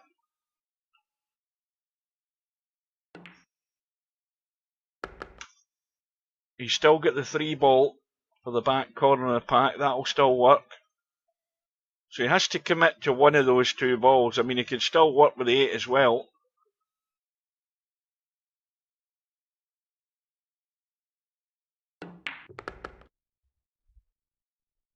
I'm now going into my reserve bottle of water, if I can get it open.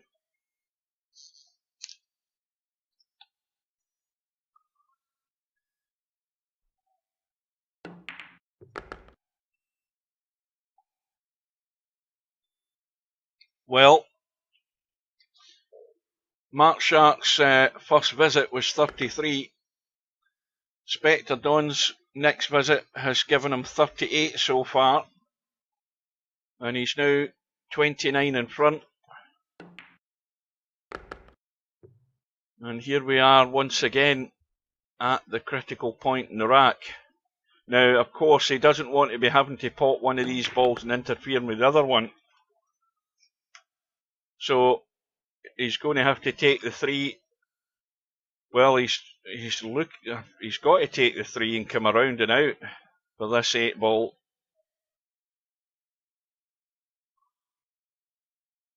And I think he's got to get in fairly tightish to get over this side. It needs to keep going. See, he didn't get into the corner tight enough. He needed to get into the corner a bit tighter, so he came at a sharper angle to get to there. He's now left himself open with not an awful lot to work with. Now, has he got a shot? Yes, he has. He's also, if he gets rid of the 1 and gets rid of the 9, and he's got the angle of the 9, he can get some decent angle on this 13 and then do the damage there. Let's have a look and see if that's good. That'll work. That'll work. He's got to be thinking about that. Get good on the 13, leave himself squarish on it so that he can get right into them.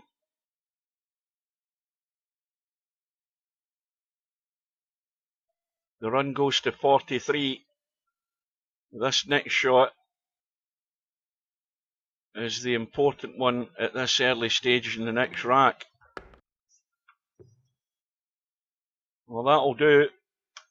He's certainly going to take a chunk of something here.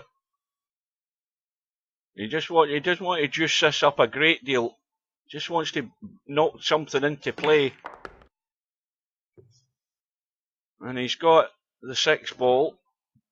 You've got the 11 ball at the back of the pack, which again can allow you to just do a little bit of nudging. Same thing again here. Get yourself through. And he's got the angle. He can get right into that gap there. Because he's so close to the rail, there's not much more he can do with the cue ball other than just let it go through and do its business going forward. And that's ideal. The run now goes to 47. We'll have a quick tab and a quick look and see that Poolkabouter's pulling away again. He's got 19 in front of Bill. It's getting to the dicey time in that match. But this rack is constructing fairly well because the situations that we've recently had there, Spectredawn has done the right thing to immediately get the opportunity to open the pack when he's had the balls in the good position to allow him to do it, and he's got himself on them. And that's how you keep it going. It's a simple equation. Just look for that critical opportunity early on in the rack if the balls are fairly tight and get yourself good. And this is where Spectredawn's control of the cue ball when he's working at close quarters should be certainly very much to his advantage, picking his way through these balls.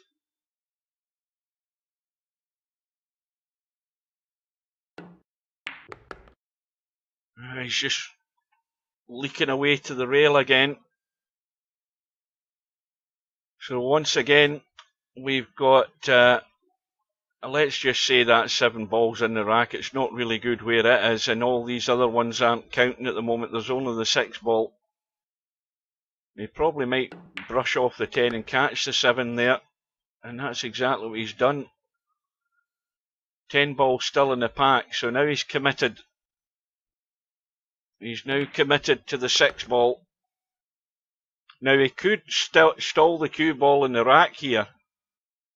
Now he should be thinking about that. He could have ball in hand in the kitchen here, and maybe he wasn't. I don't know whether he was really aware of that. You know, ball in hand in the kitchen would have been far easier than this.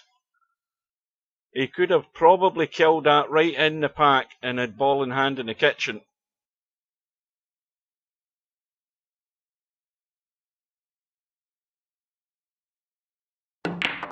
But he's got the pot, which is the most important thing of all. And he's still got balls to work with. Let's have another quick tab. Bill on 169, Pool Kabouter 179, so Bill's probably still at the table, trying to get rid of that deficit again.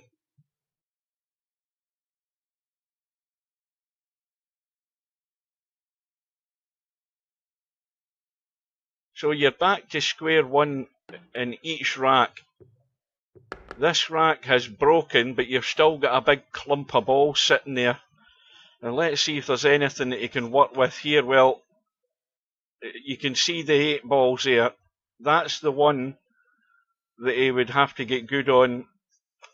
But the angle he's got in the 4, he might try and bump into them off the 4 right now rather than using the 8.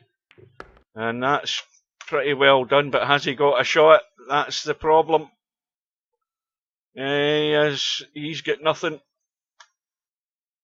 The run goes to 59, and he's got nothing. I mean, he could pot the 15 up in the corner past the 12. That's about all he's getting. Is nothing else. Nothing obvious that I can see, but he could have a go at that 15 up in the corner, in the gap there, but that's ambitious. Because I'm sure he can get enough of the 15. He certainly can. Yeah, that's the one he's looking at, because he's no other choice. But is that the right shot choice to do that? Because if he doesn't get it, he's leaving a whole host of balls here for Markshark to get into that deficit. The deficit's already 50. And I think Spectredawn is just looking to keep things tight, I would assume. I mean, there's nothing to stop him just rolling onto the 3 ball and giving away a point. That's well, it's left a shot on. The 5 will go up table.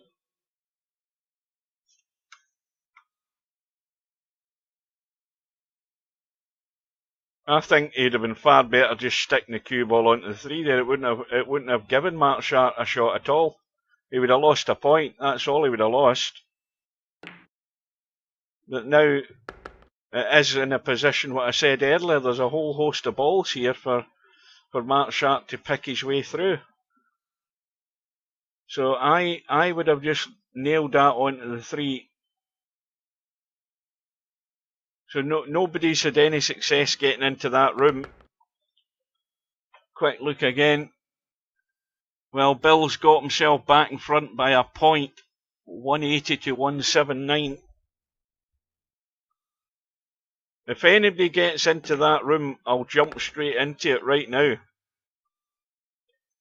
to catch the end of it.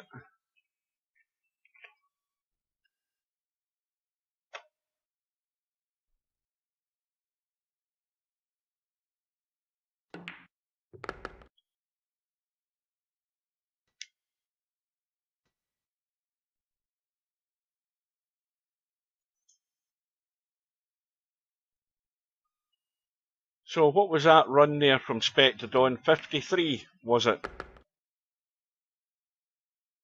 I think it was 53. there or thereabouts.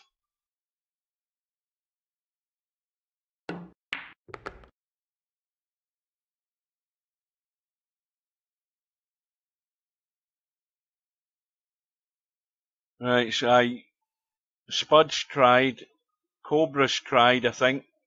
VP Monster's tried. Yeah, it's not a good sign. We're just going to have to go by what's happening in the bracket.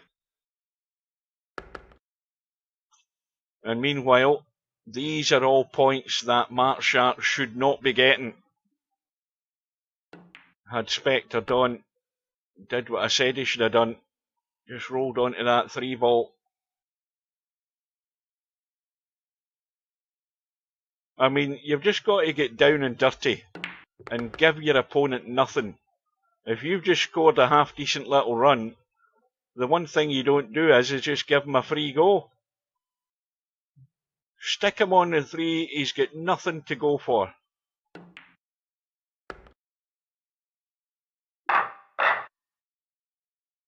And now, we've got a break ball that should do some damage here if he can get it in the hole.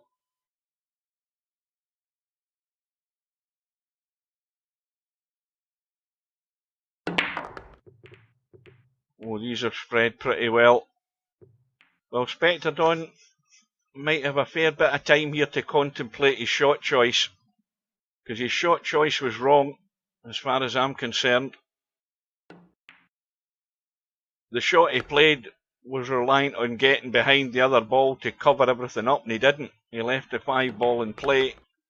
3-ball would have left nothing. Meanwhile, we'll have a quick tab again. We've got Bill 9 points away, 9 balls away from surviving a first round scare from Poolkabouter, but it could still turn on its head. Bill's in 194 now. He's 6 away from the finishing line. This updates every 30 seconds, so we'll just keep an eye on it here while Markshark's potting the balls. It's about to update again any second now.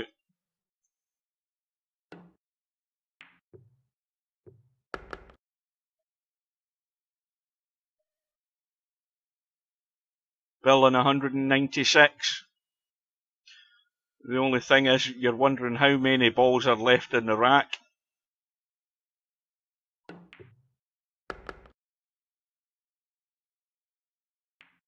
And the next time it refreshes, Bill could be home and dry.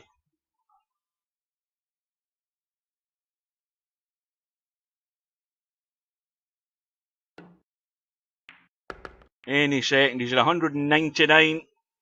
So it looks as if it's going to come up in the chat right now, this result.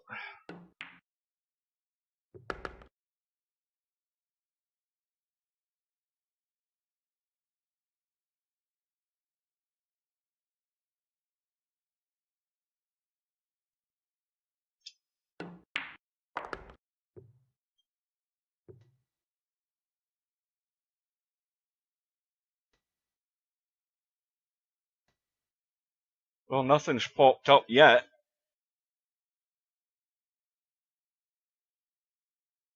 Let's have a quick look. Bill still in 199. Poolkabouter 20 behind.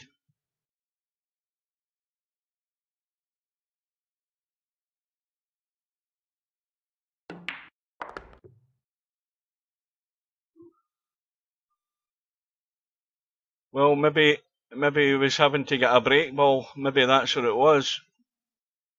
Because he's still in 199.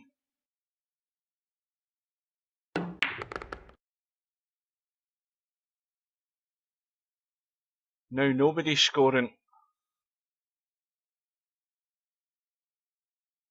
Maybe there's just a little bit of safety going on. Meanwhile, Markshark has got no shot.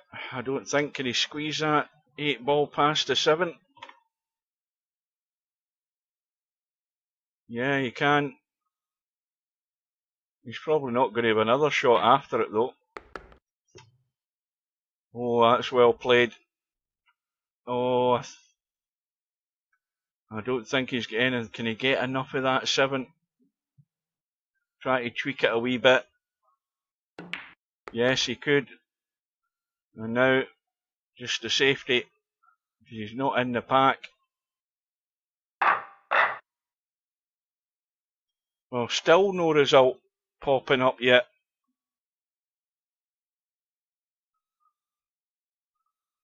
And still no chain. Maybe one of them's disconnected. Maybe that's what's happened.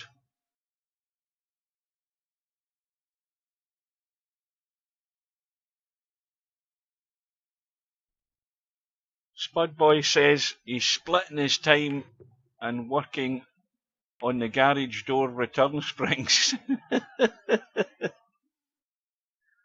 Well, I can think of better things to do on a Saturday afternoon, and that ain't it.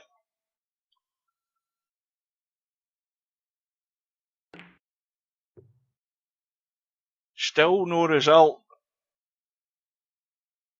Everybody's scratching their head wondering what the hell's going on in that room.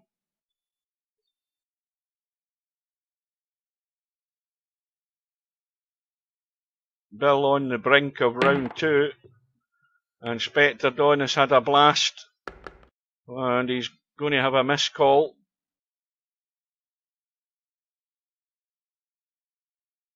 So that's a nil contribution from Spectredawn there on that visit. And still nothing happening. In fact, Poolkabouter's lost a point, so there's a bit of safety going on. He's gone back to 178. He's hanging on for grim death here.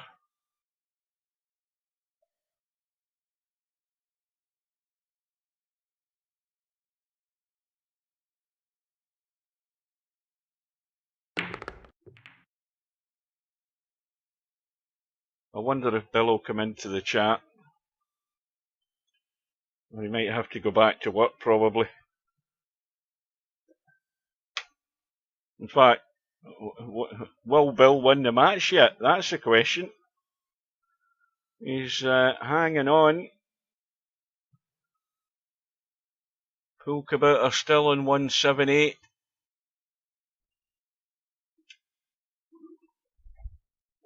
This is gripping, not knowing what the hell's going on in that room.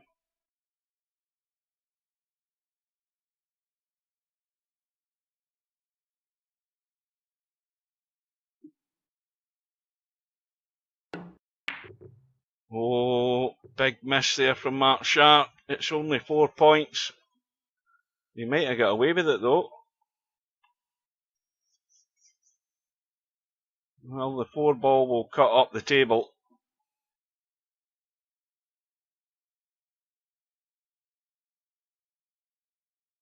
Problem with the 4 ball is, I don't think he'll scratch the side. I think he's okay.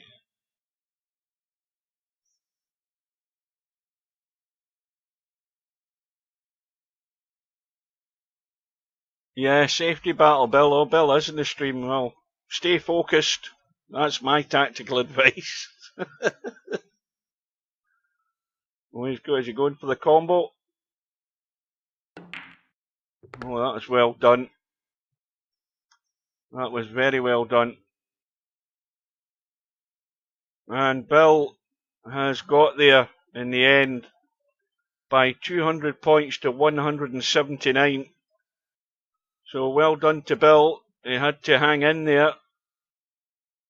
He was chasing Poolkabouter's tail for the majority of the match.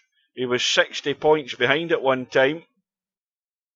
But he's got the job done. That's all that matters, is falling over the line in the first round and getting through. Now let's have a quick check to see that Bill is waiting on the result of the match between Spudboy and Bankster tomorrow. That's who his next opponent's going to be, either of those two. And we have LS3 against Semi-Pro tomorrow night, I think. And I'll be there for that one. And we've got Fast Eddie, who got a bye. Interchange X was a no-show for his first match. So first, I'll say that again. Fast Eddie's first match is going to be against Stubb, and that will be very interesting to watch. Because Fast Eddie is no mug, and if Stubb treats him like a mug, he might come out on the wrong end of a beating. So that could be very well worth watching. Now, the unfortunate thing is, unless it's on Tuesday night or something like that, on my days off, it may well be Slim that will cover that, because it's going to be the middle of the night more than likely for those two guys being in the States. So as long as Slim can get it, I don't care. I just want to watch it.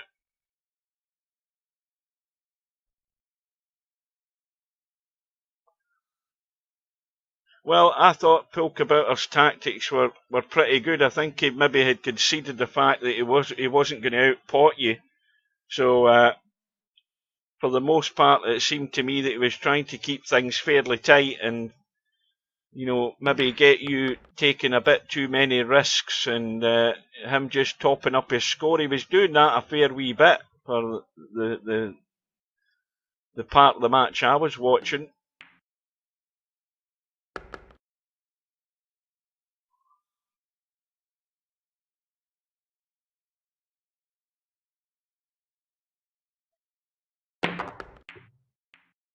Spectredawn has, well, he's certainly improved the situation, but there's nothing ideal. He's got to take the 9, unless he wants to commit and leave that as a break ball. Looks like it is, but he's got to get back up the table for this 5 ball then if he's doing that. Now, if he plays this 3 ball and draws across the table, he's got to watch that left side pocket. That's why he's probably decided to take the 5 instead. So now, if this was me, I'm coming back the way. He's going to take the 9. I would have left the 9 there as a break ball. This will work. It will work, but he's got to hold that cue ball. And again, ideally you want to catch a corner ball if you can. And he's caught the top ball in the pack there. Now he's got the 1 ball down table. There's nothing else doing here apart from the 13. So he's going to have a bailout ball isolated down in the kitchen unless he plays for it after the 1.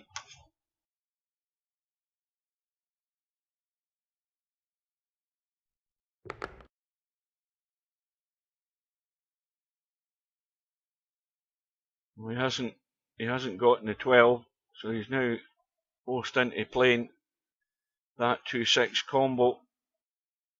Now again, you should never really be missing this. This is just get the 2 ball in line and the 6 ball has to fall in. And you don't need to slam it because you've got the 8 ball sitting there. Again, I think he's hit that harder than he needed to because, you know, you can just stay there. You're definitely working with the 8 ball. Now he's going to be either avoiding the 14 or bumping into it. Could be bumping across to the 8.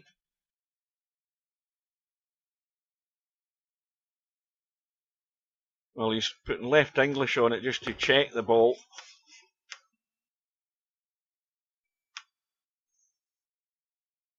$14 does go, but I think he's looking for alternatives at the moment. Yeah, it's a wee bit tight.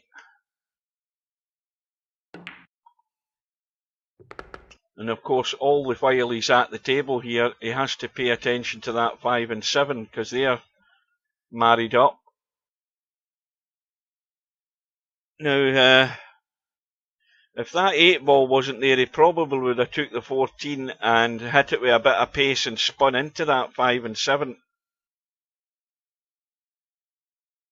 The 8 ball sitting there just makes that pot in the 14 a bit too tight to be slamming it in.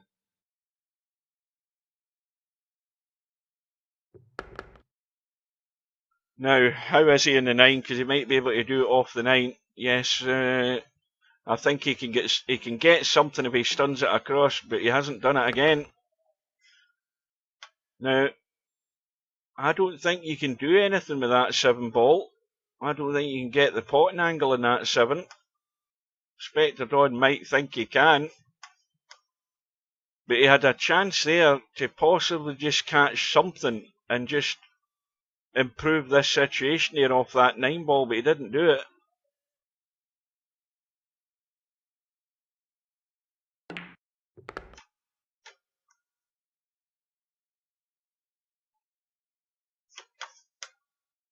Now, he possibly could try it here off the 12. I think he can spin this.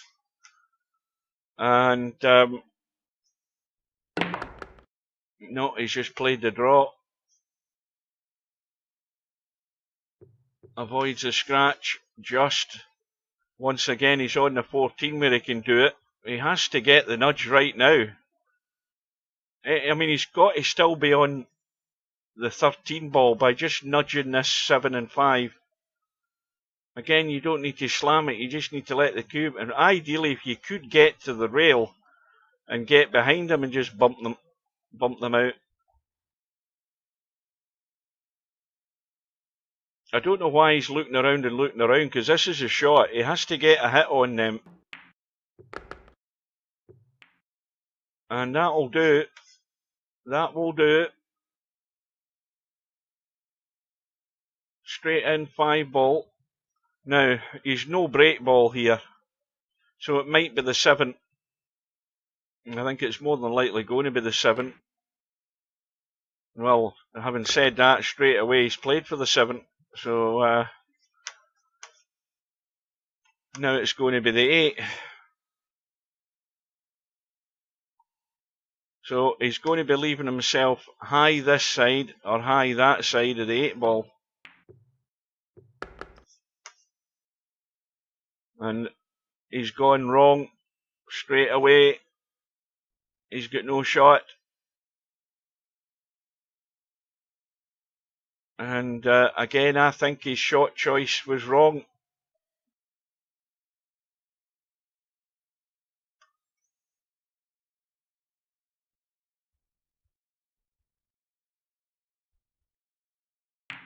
Well, he's played the thin cut in 8, so that's scuppered any chance of a break shot.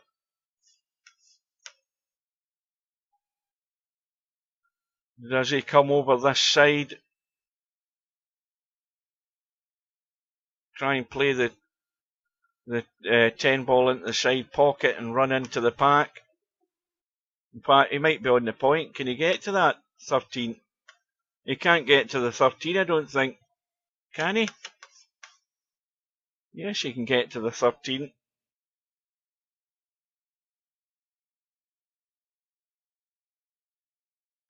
Right, the angle he's got in the 13, he can get this sort of this side of the 10, run it into the side there and run into the pack.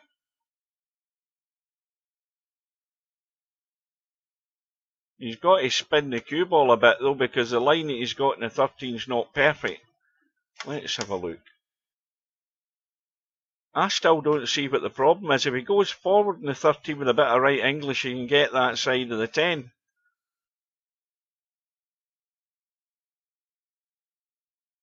He's trying to hold it this side of the 10.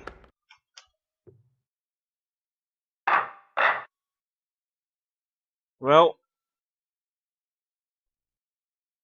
if he's got to run it into the side pocket. Taking it up top's no good.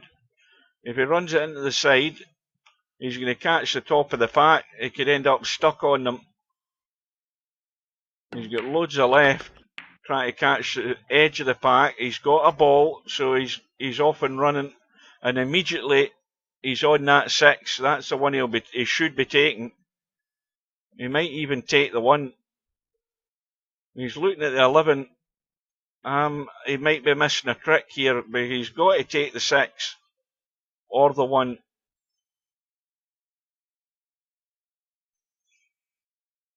The 6 cleanly goes. There's not a problem with the 6 ball going.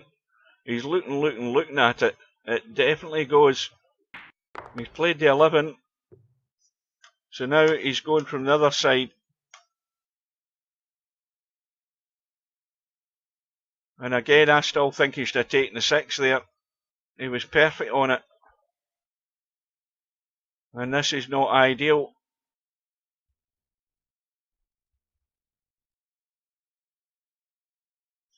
Is there anything in the pack?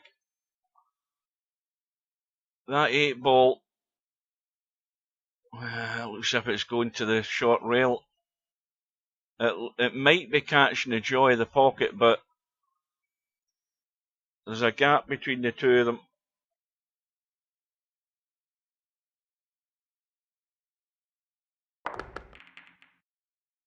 Well, again, his shot choice again, I think, was wrong. Had to take that 6 ball when he was as good on it as he was. He would have had these all open. Now, back looking at that 8 ball, can you play the 9 onto the 13 and get the 8 ball up table? He's not even looking at it. Content to take what he's got, but again he's left a shot for Markshark. The run ends in 32. He's got, what, a 49-point lead.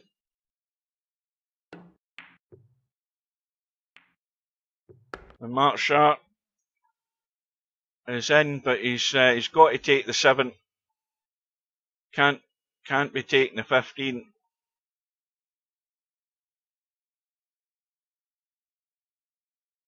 And this will do a wee bit of damage. Cue ball stayed there. Easy enough combo if he wants to take that. 3 ball up table. So he has a couple of choices.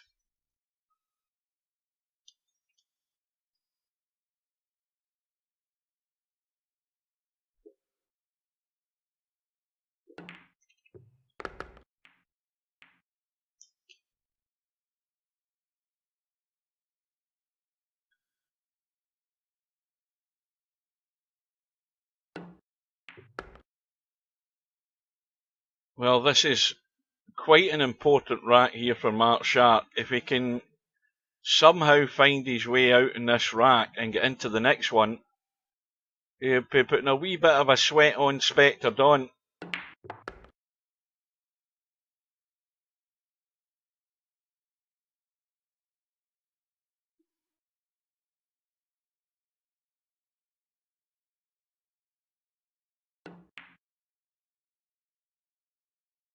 Well, is he on the angle in this 4 ball? No, he's not.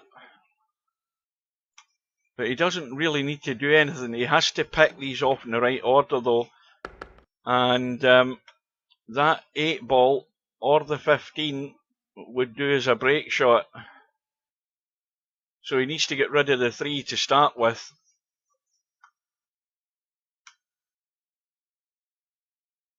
Now, is he going to dig in the cue ball here and nudge this 3?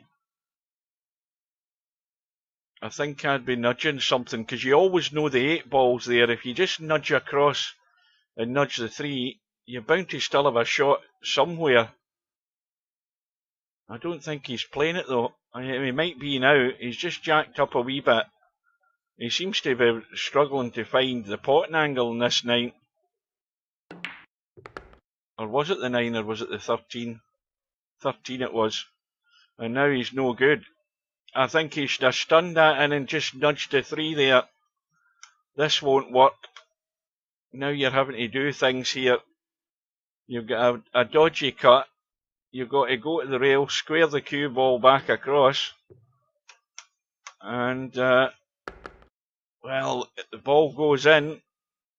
And now he's got to hope that when he pots this 3 and he nudges the 15, he doesn't touch the 8. And that's what he's done. But now he's no shot. It's gone pear-shaped. The run is 10. Well, he's called a pocket, but I think he's got to watch the cue ball. What a cut that was! Is the cue ball in the pack? No. So now he's got the 8 ball going on to the spot, or the break spot. I don't know what you call that. The break spot. He could go all out for a blast to try and open the pack, or he could just bank this up the table and play a safety.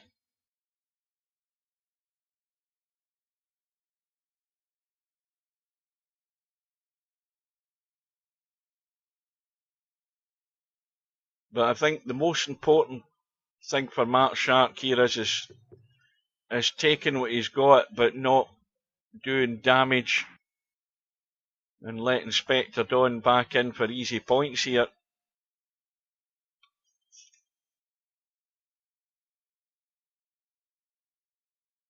Well, yeah, you see he's taking the bait straight away, and again, this is where Markshark has to capitalise. He's got the 8 ball, he's going to have to take the 12 next, so he's got to get himself out in the open. He needs to stun this in and get across so he can see. And he just doesn't want to run into the pack though. He doesn't want to do that.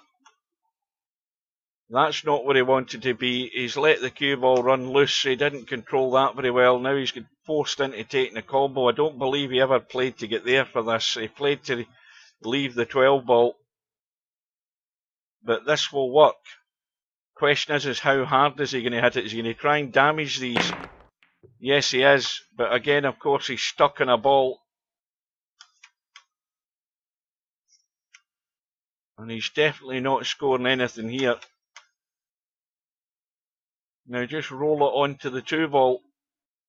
Or roll it onto the 5. But you don't want to leave any sight on the cut in this 11 if you're playing this direction.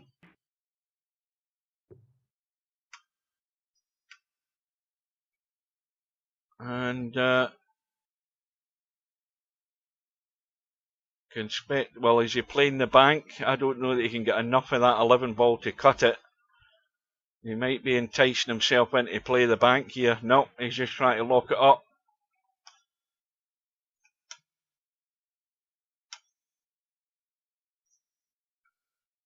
And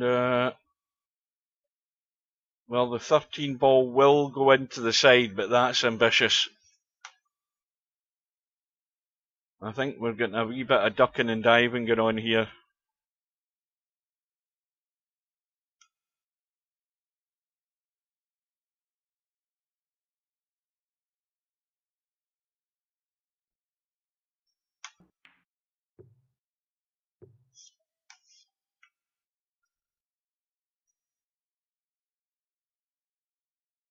Well, a little skim off the 10 and back to the end rail.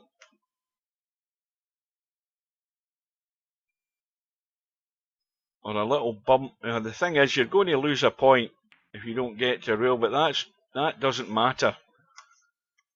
But he's now left Markshark with a pot and a 3 ball. Now, if he goes forward and gets out into the table, he'll have the 14. He's got to watch the pace in this, though, if that's what he's doing. In fact, I'll tell you something, the angle in this, I think he needs to put a bit of left on this so that he does go up the table, because it might come squarish. Yeah, it's came square, you see what I mean? But he's okay, he's came out smelling the roses, he's got the bump, and he's got a ball. He could have played for the open one, and that was risky getting into the pack. He had to put a bit of left spin on it to avoid doing it, but he took the risk and he's got away with it. We'll give him that. And Stubbs in the room.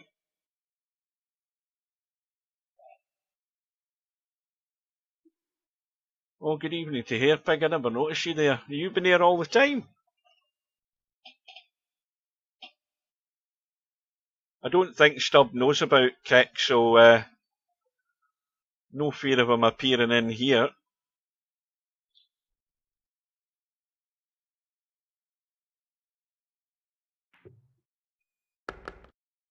And Markshark trying to eat away at this deficit, trying to apply a bit of pressure to Spectredawn. He's still got options here. He's also got a pretty good break ball, but again he's running in to do damage there when he didn't need to, and now he's got himself in bother. Would you believe it? I mean, again, you've got to make the right choice, the right decision. He went to do damage there and he didn't need to. He had balls to work with. Now he's got to play the bank. And this is like shooting yourself in the foot. You know, he's got away with it again. Fair play to him for that, but if he just bided his time there, he would have been still okay.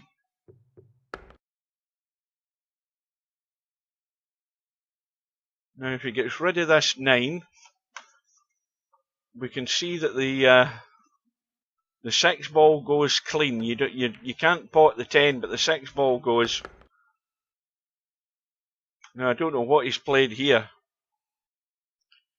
He's going to be heading down south with this cue ball here, and he's going to have a tough one, whatever happens. He's managed to hold it.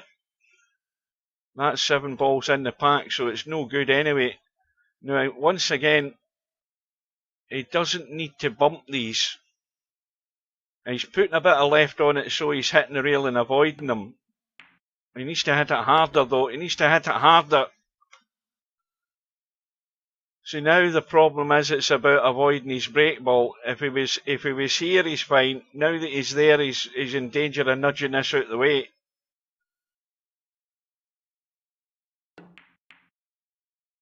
Yeah. So now it's plan B. Now plan B can be using the 1 ball into the side, which is never great. And if it's not that, then it's the 4 ball to get behind the 10. But he had to get out good enough. Now he's got to get the touch right. Can he get behind the 10 ball off this 4 without running into it? Yes, he can. Now he doesn't want to be straight like that. He's going to have to try and pinch a bit so that when he draws back that he catches some of this corner ball, and he couldn't. And then he goes. Well, once again, not being an expert, I just think some of the shot choices are not ideal. He went to nudge balls when he didn't need to in the middle of that little run there. The run ends in 11. And if he just bided his time and picked off what was there, he could have dealt with situations. You know, I think he could have had a lot more there. And Spectredawn's safety is okay. We've now got the danger of the 5 ball being in the open, of course. But all you do is just bump that 1 and stick it on the 13.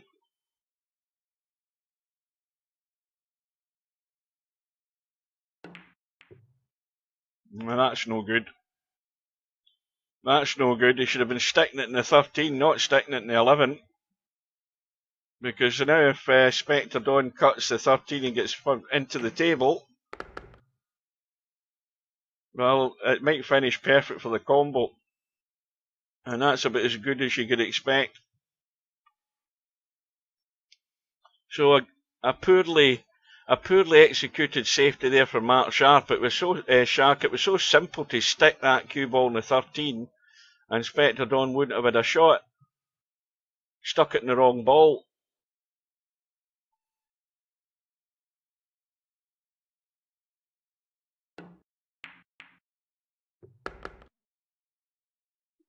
I don't think this is going to work either.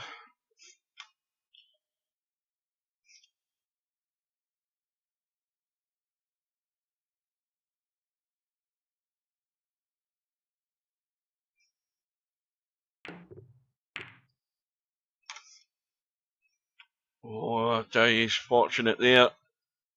1 ball's went around and ducked behind the pack. There's nothing doing in the pack. Hang on a minute though. Hang on a minute. What about that? What about that 1, 2, 3, 4 ball combo there? What about that? Well, it still might be. Let's have a closer look. That 4 ball onto the 12, onto the 9, and push the 11 in. Well, that's not going to happen now. Don't think there'd been any chance of that happening, to be honest with you.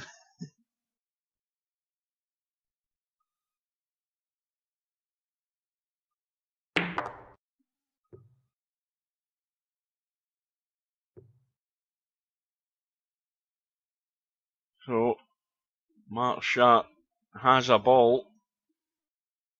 Is there anything he can manufacture out of this lot? I don't think so. There's nothing that immediately springs to mind.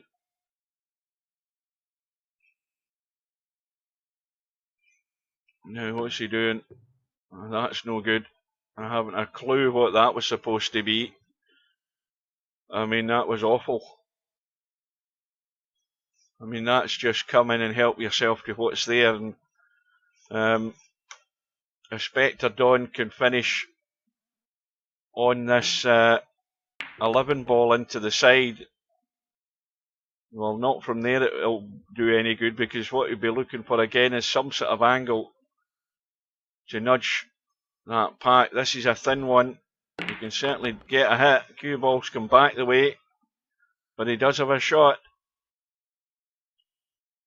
Now again, quick look at the pack. No real improvement there. So the chances of this being anything of a decent run are fairly slim. Bear in mind where the 11 ball is. He's going to have to cut that from the middle of the table and try and get a hit that way, because it's on the rail.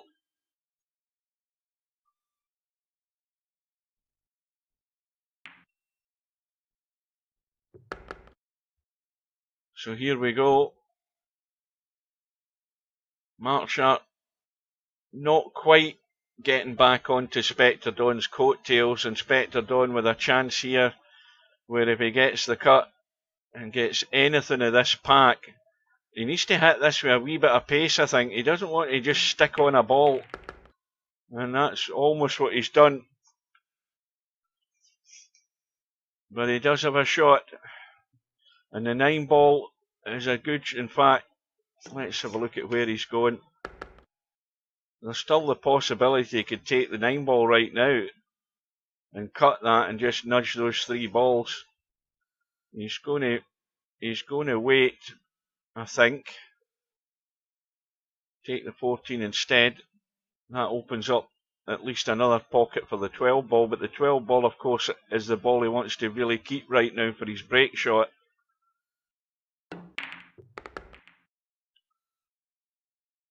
Well, that's now opened things up.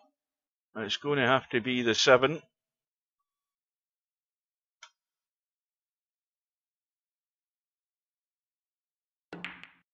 And that's now nudged everything out the pack.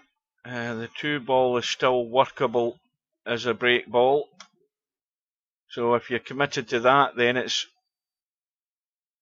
Well, first of all, I think he's got to get rid of that 3, because you can't be really wanting to work off that to get onto your break ball. And now already the break ball looks like it's going. I mean, if he takes the 2 ball and gets out, and he can take that 12 into the side. Is it the 12? Yeah, you know, just cut that, spin into the short rail and out, and get the 12 into the side. That'll do it.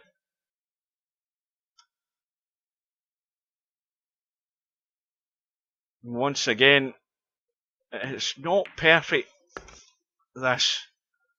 He's got a slight angle on the 14 now. He's got a choice. He could leave the 2 into the side and get into the pack. He's trying to get back, and that'll do.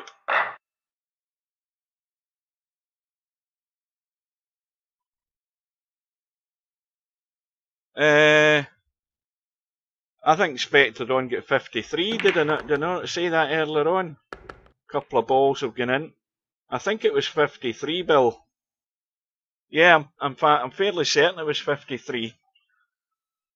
and then he get tied up behind a ball.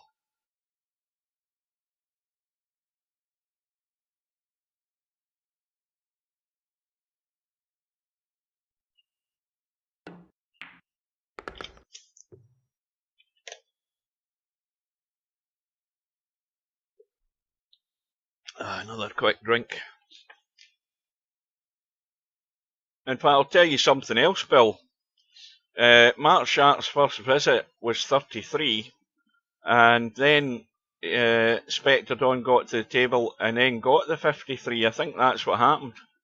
Or almost there or thereabouts, something like that, or within a very short period of time.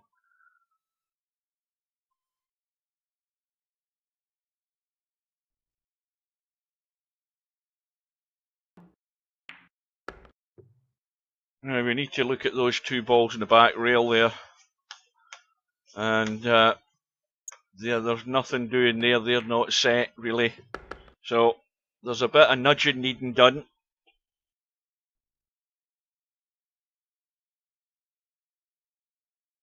I don't know that Spectredawn can go to the rail and spin across without bumping into the 4 here and try and get a nudge.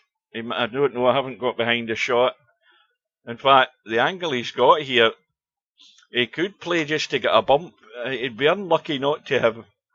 Well, mind you, he's got to be careful now that I think about it, because if he played a nudge there, bit risky this. No, he didn't play that. He didn't play to hit them there. Now, you could do it now, maybe not. Even looking at that, it's a bit straight. There is an angle. I don't know whether he could get anything in the 8 ball off that 6. But he's got to be thinking about that right now, because he's running out of balls to get there.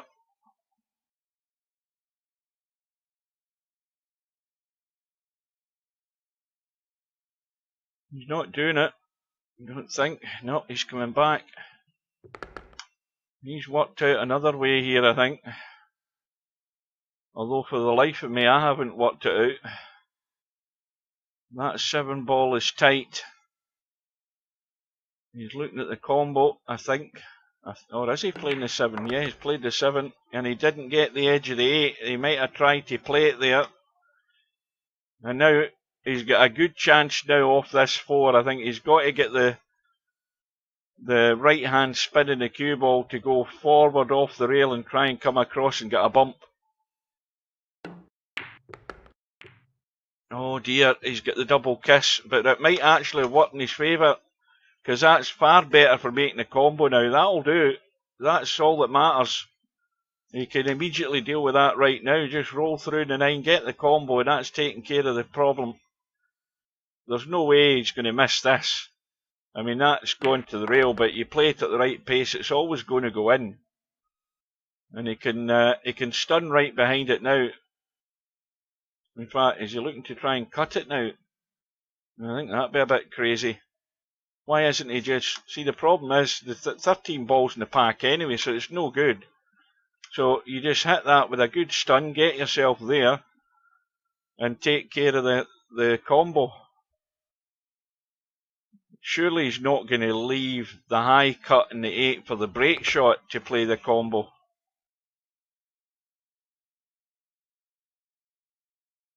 I mean, I don't know how he's going to get here. Well, he's going to do it now. He can't do anything else. He might end up leaving the cue ball in the pack if he knows that the last ball's going to go on the break spot. I don't know what he's doing. I give up. He's back to where he was earlier on in the rack. He's where he was 5 minutes ago, and again he's got a double kiss. He didn't need to break them. Why didn't he look at playing the combos? Well, now the combo's the other way, this side. I can't fathom out what he's thinking here. He had a combo the other way, which wasn't a problem if he just got on it when he was on the 13 the first time round. Now he tries it the second time round, he tries to make them better when he didn't need to.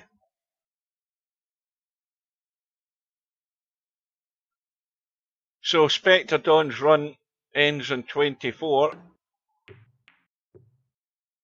Markshark plays a good safety. Gets good distance between the two of them. Okay, you can cut the 8 ball. You ain't getting much else after it though. And that's no good because Mark can cut that 8 ball onto the 12 and just get distance again while he's going for the cut to pot it. Now he has to play this in the right way that the 12 ball doesn't get away if he's going to hit it.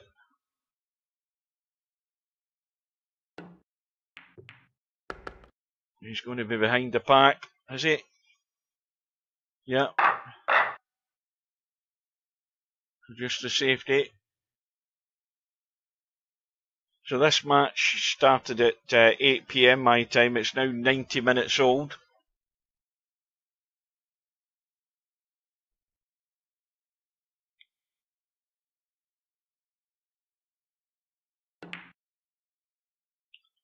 Mark's not got to a rail with a ball.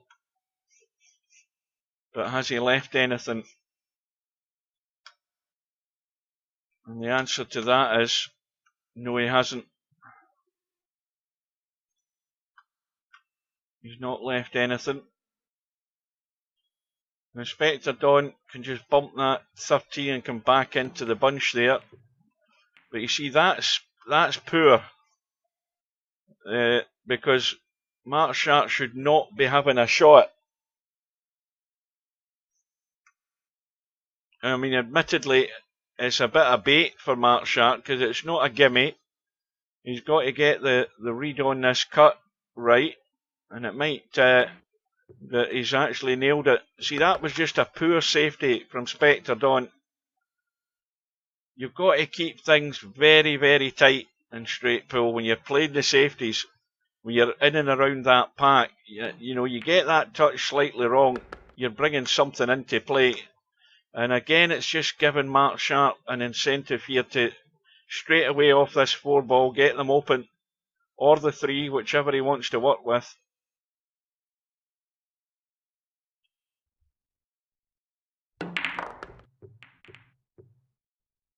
And he's got choices now.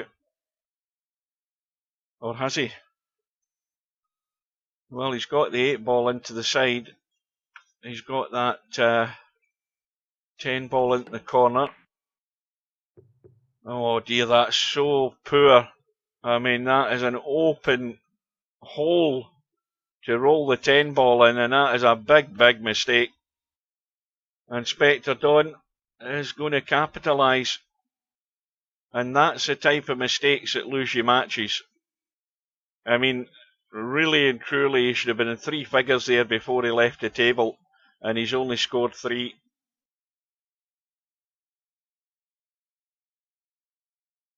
Well, if he'd actually played a proper shot there, the 10 ball was always going in.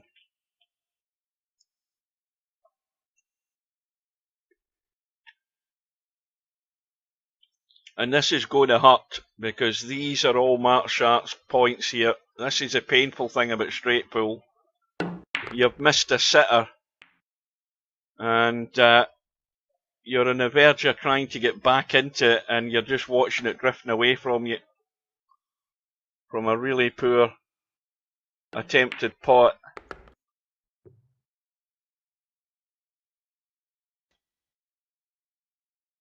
You've just got to sit back and suffer. That's what hurts about this game.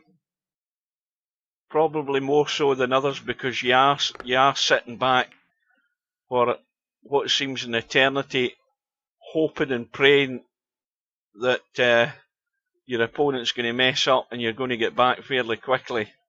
And all the time the clock's ticking and the score's going up. You're hoping for that lifeline of a chance, but I think he's just blown his lifeline of a chance there. I think that was a great opportunity thrown away.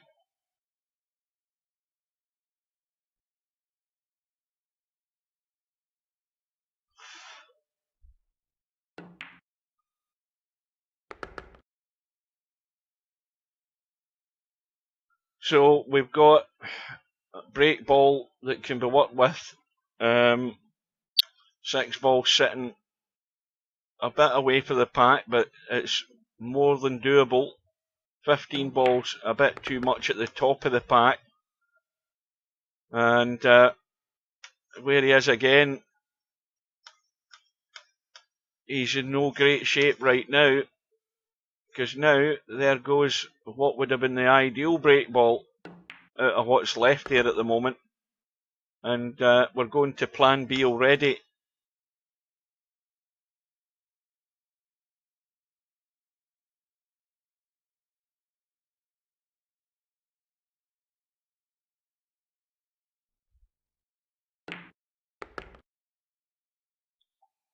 Now, if only Spectredawn had been playing in these type of tournaments, like the last couple of straight pool championships we had, he'd have been much more schooled into how to go about this.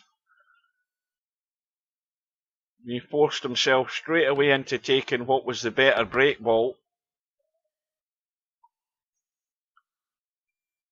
I mean, this 15 ball is going to have to do. He's no other choice. He's got to get good on it.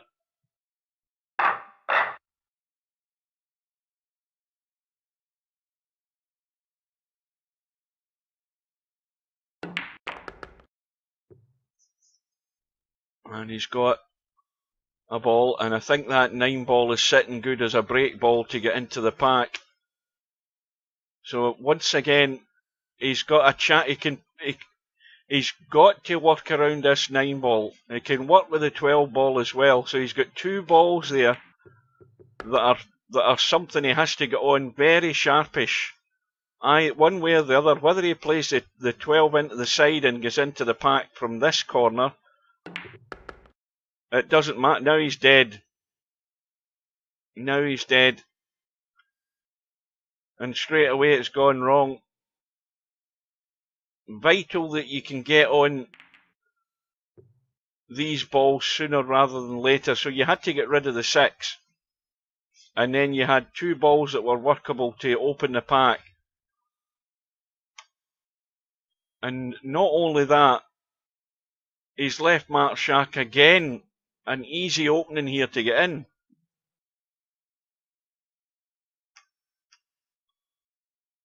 Now, why is he looking at the 6 ball? Why is he not playing the 7? Or the 12? I mean, the 12 into the side will give him something.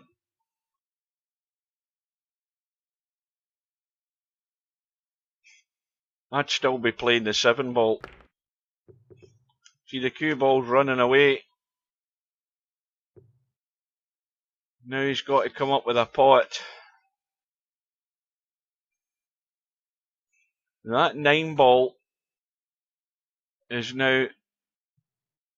That 9 ball still goes. Again, if you tidy up this area here, it's still an opportunity to open these up. But he must deal with those first. I don't think it'll get to that stage. I think he might get a hit some other way. Well, he might not be. He might not be. Can he get on the 2? Yes, he can.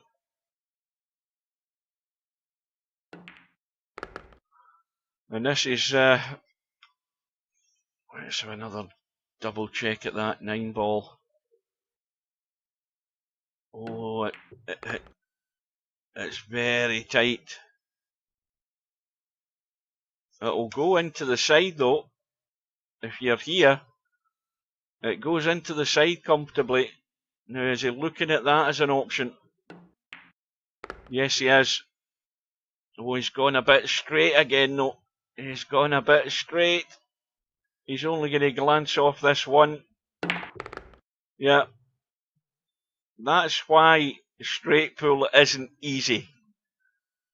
I mean, the margin of error there was an inch. If you were an inch further this way, the cut was more on and you were going to do damage.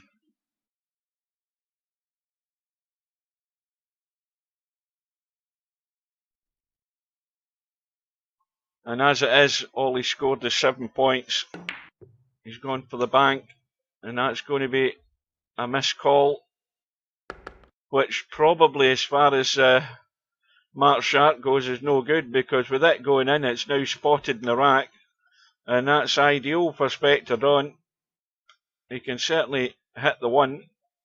Whether he's going to get a brush off the 1 and bump the 10 and open everything out. No, he didn't.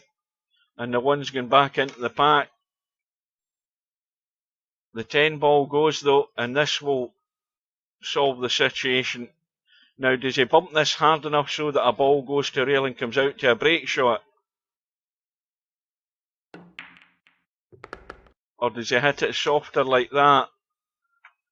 Well, at least he's got something that he can work with. I don't think the 7 ball's ideal, but he might be able to work with 11. He's going to have to, because he's got nothing else. He could be maybe trying to think about using the 1 ball at the back of the pack. That's going to go. So,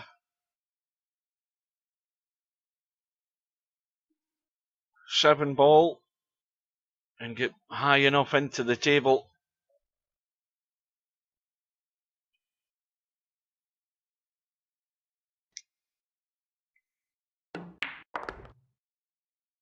Needs to miss it.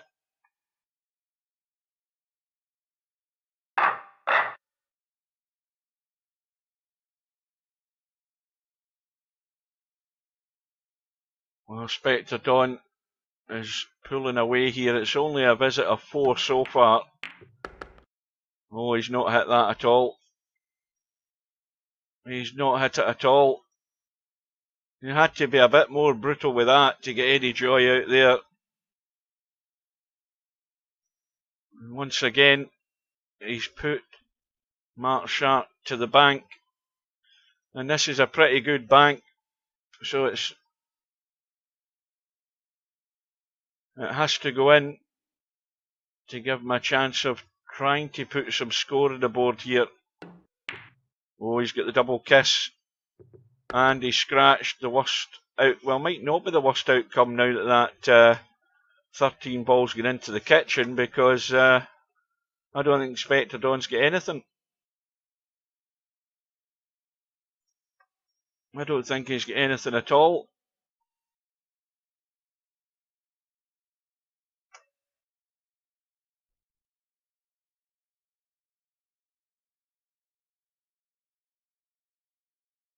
Spectredawn's asking if he can play the 13 ball in the kitchen.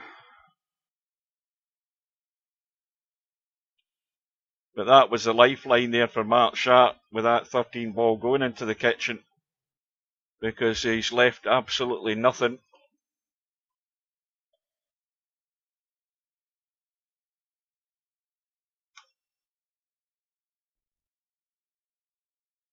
And again, no harm in doing this.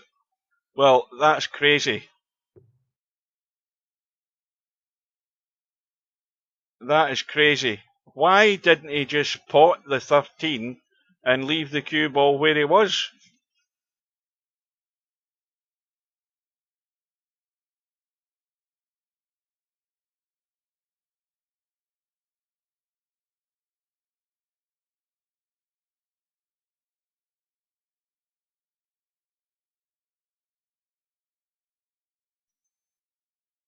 I don't know what. I mean, did Spectredawn think we were lying to him there? He asked if he can play the ball that's in the kitchen. The 2 of us said no. Now, what's Markshark trying here? Is he trying to call that 1? That's going to hit the 9 every day of the week if he's called the 1.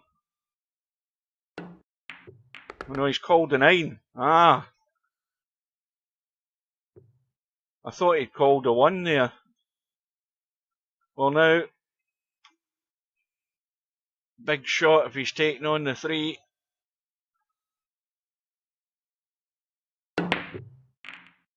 Yeah, that's a missed call.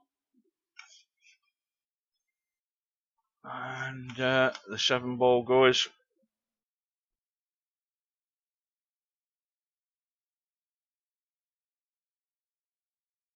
Well, as this match goes on, it's getting more and more untidy.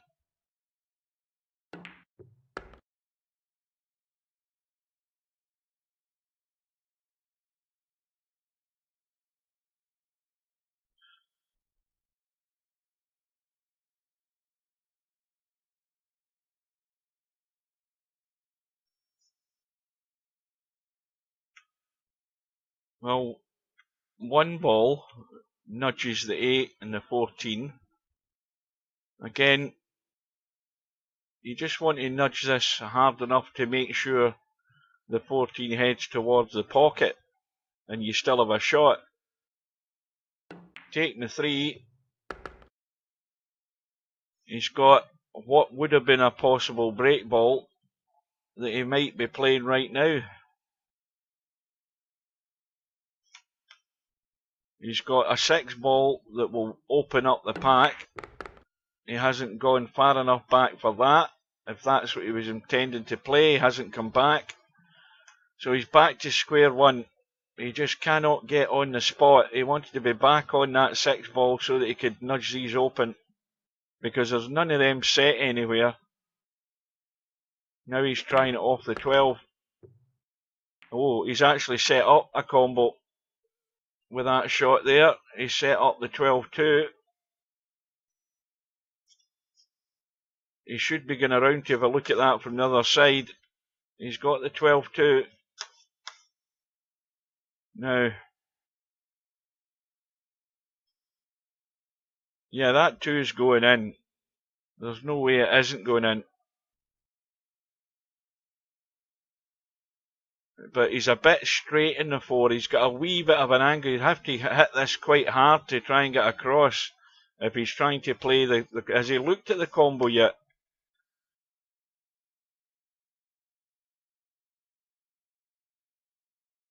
That goes in all the time, that 2 ball.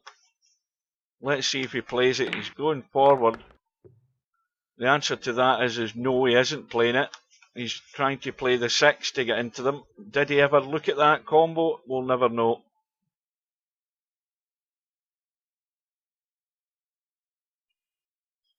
And that's why when you start bumping balls around the pack, you always have to check the pack. Now he almost scratched and he's corner hooked.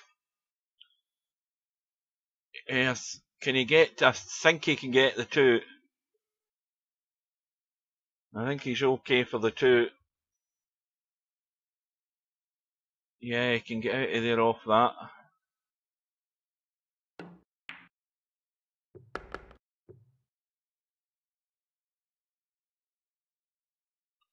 So now, with that bit of nudging going on, the 12 ball's now the break ball. He has to get rid of the 8.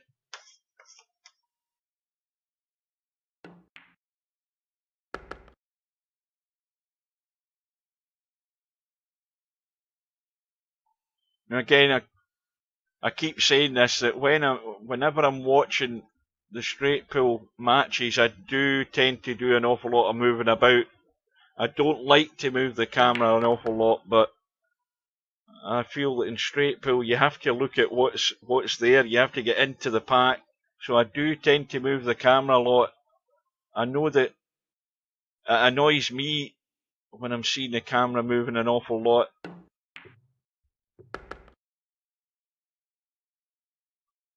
So now he just has to get this good angle onto this 12 ball.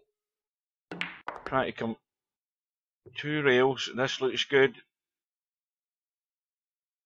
That will work. Now,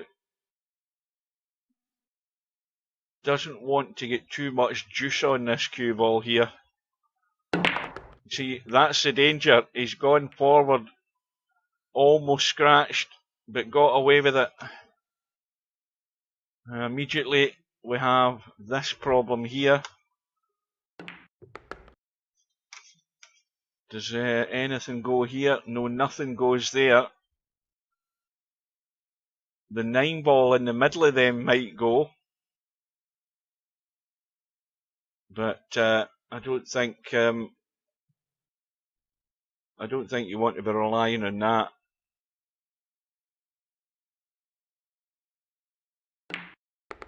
But I keep going back to that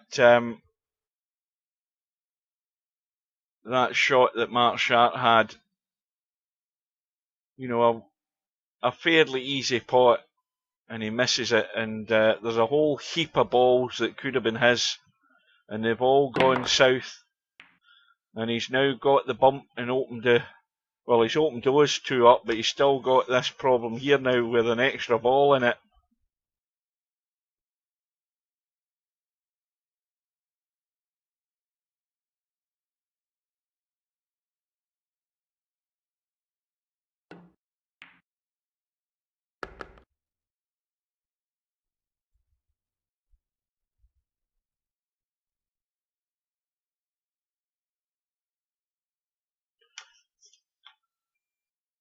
Well, why not cut the 10 and do a bit of bumping right now?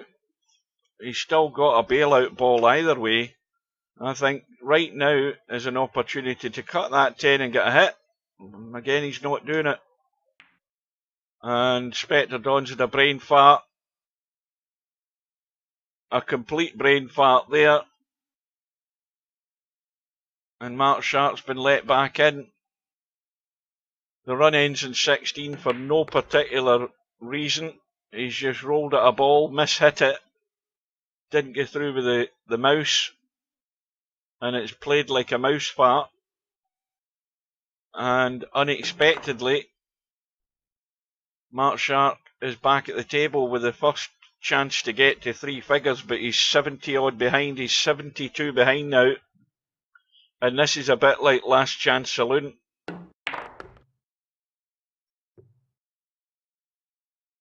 So anything he gets here is an unexpected bonus.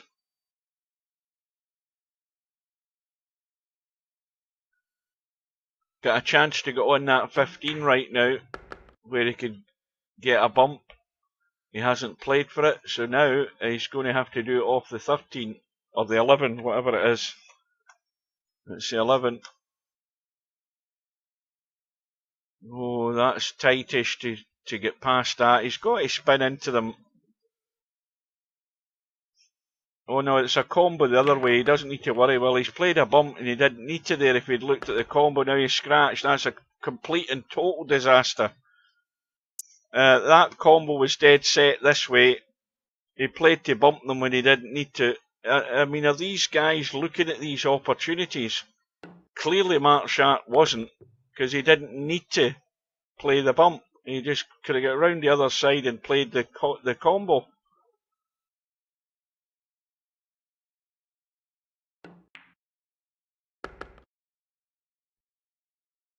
It's the one thing you've always got to be on your toes for in this game is watching how the balls are sitting.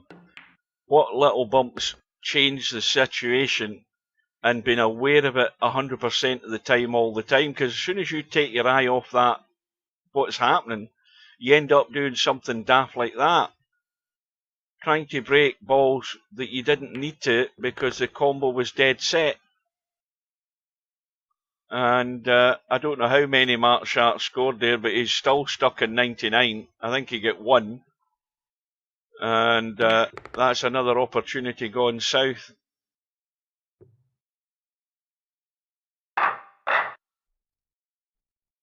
And if this 6 ball goes in, these balls should be opening up. And again, there's always a danger of getting stuck in the pack, so he's got to make sure he's doing something with the cue ball to get out of there.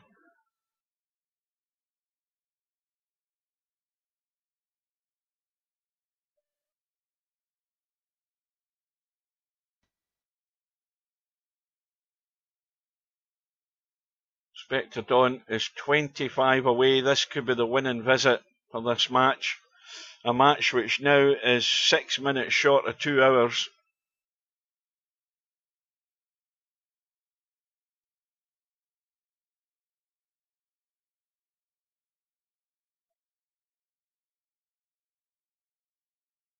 And Markshark's high run is still 33.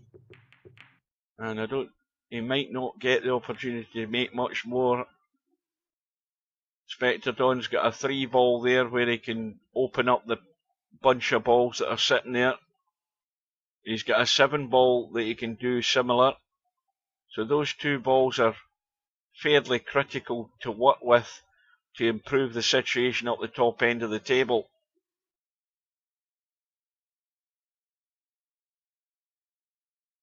You know, that's what I'm looking at. You know, I've got this end of the table here that I can tidy up if I want to. But if I've got the opportunity, I can pot the 13 and get good on that 7. And that's not good. I mean, he's got a bit of an angle. He needed to be there on this 7 ball. He's gone through far too far. He's now going to work with the 3 ball to do the same thing. He might have been playing for the 3 all along, I don't know. Oh, that 10 ball might rescue him. And it has rescued him, because that cue ball was threatening to go in.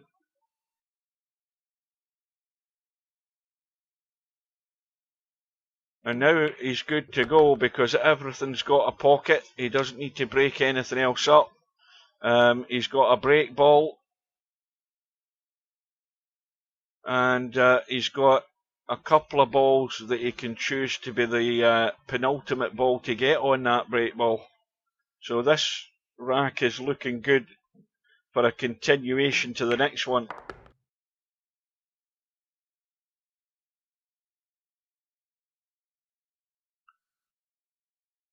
$18 balls away from round 2.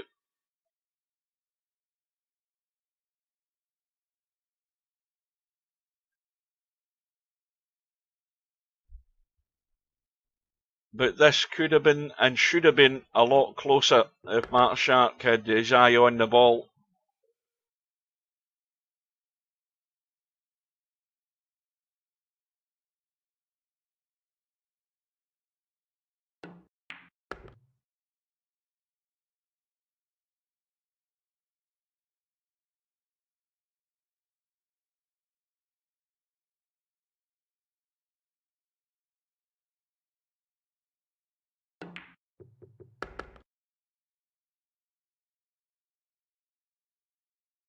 Well, I'd be getting rid of the 1 ball right now.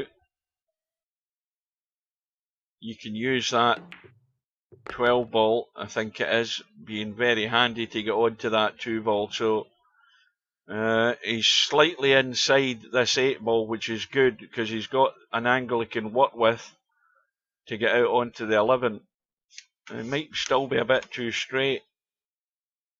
No, I think he's fine. If he wants, he can just run through to the end rail and play the 11 ball long. He doesn't need to get elaborate here. He can just run straight through.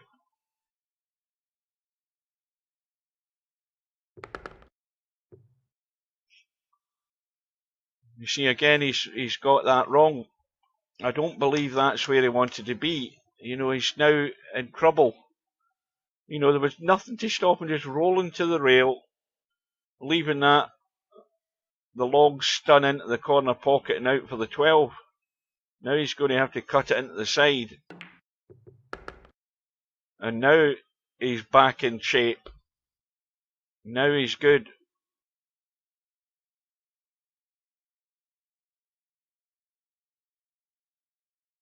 $12 more balls needed, so of course he's just almost letting it away too far. It's thin. He's certainly going to hit the corner of the pack.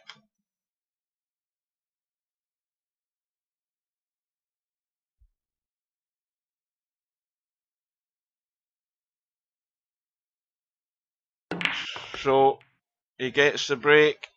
He's got a shot, and I think what does he need? He needs 10 balls. So there's 1, 2, 3, 4, 5, 6, 7, 8. There's 8 of them, and he still needs a nudge. He still needs to get something out of this bunch here.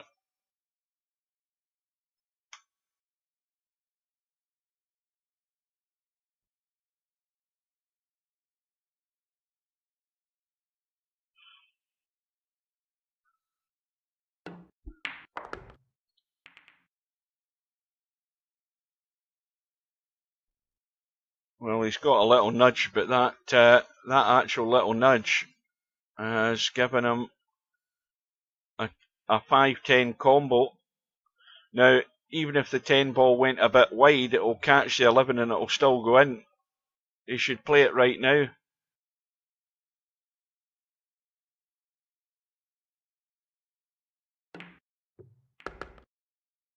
And no, I don't know what he's done.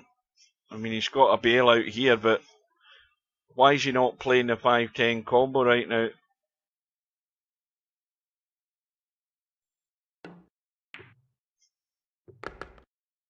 Let me work that out now. What's he on? He needs 6 more balls. 1, 2, 3, 4, 5. But he's got the combo, so he's got the balls there to win the match right now with the combo.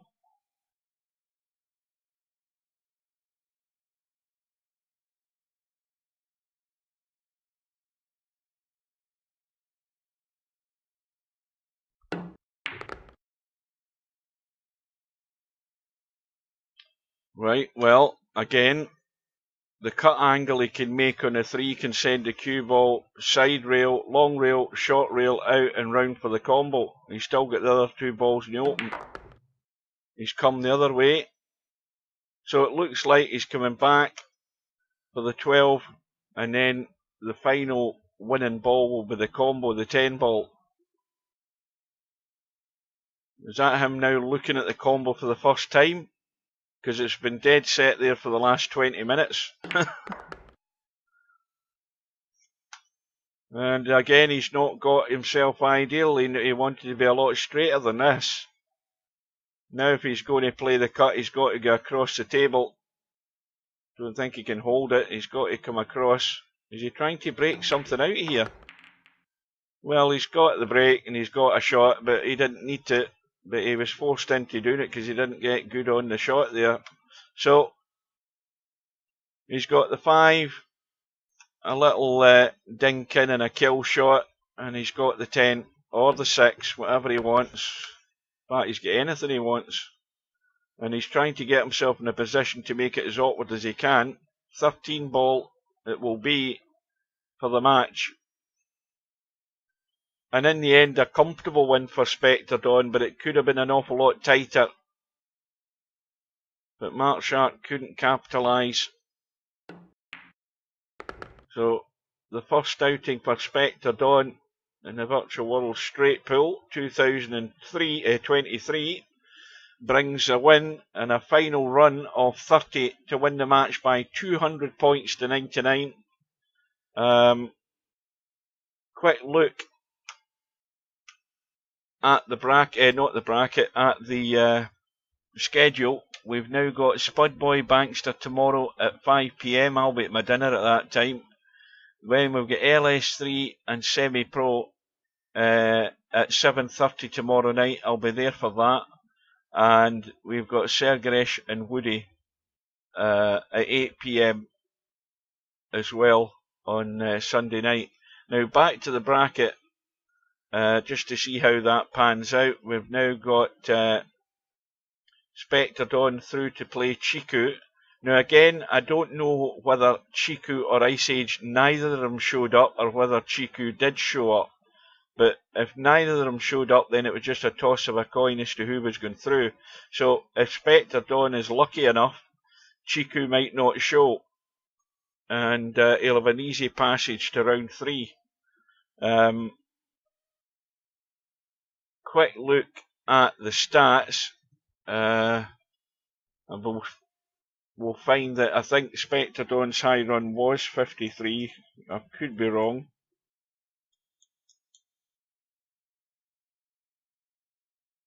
There we go. And Markshark, drop a letter and go. No, tell a lie, I did get it wrong. The high run was 59 from Spectredawn, and that 33 run that Markshark got first visit pretty much, that was it for him as far as the match goes. Average run was 8 from him and 20 from Spectredawn. And if we clear that up, we'll find that Spectredawn is probably into about 4th place for the high run of the tournament already. It's early doors yet, but let's see. 1, 2, 3. I got that right. He's in 4th place for the high run. It's still Tommy with a high run of 83, but none of us expect that to remain too long. We're expecting to see a few triple figure high runs there. So there's still a long way to go. So that is it for tonight, folks. Thanks all for joining. I hope you can join us tomorrow night. We've got the match between LS3 and a reinstated semi-pro. So until we meet then, take care, and I'll bid you good night, and we'll see you again soon.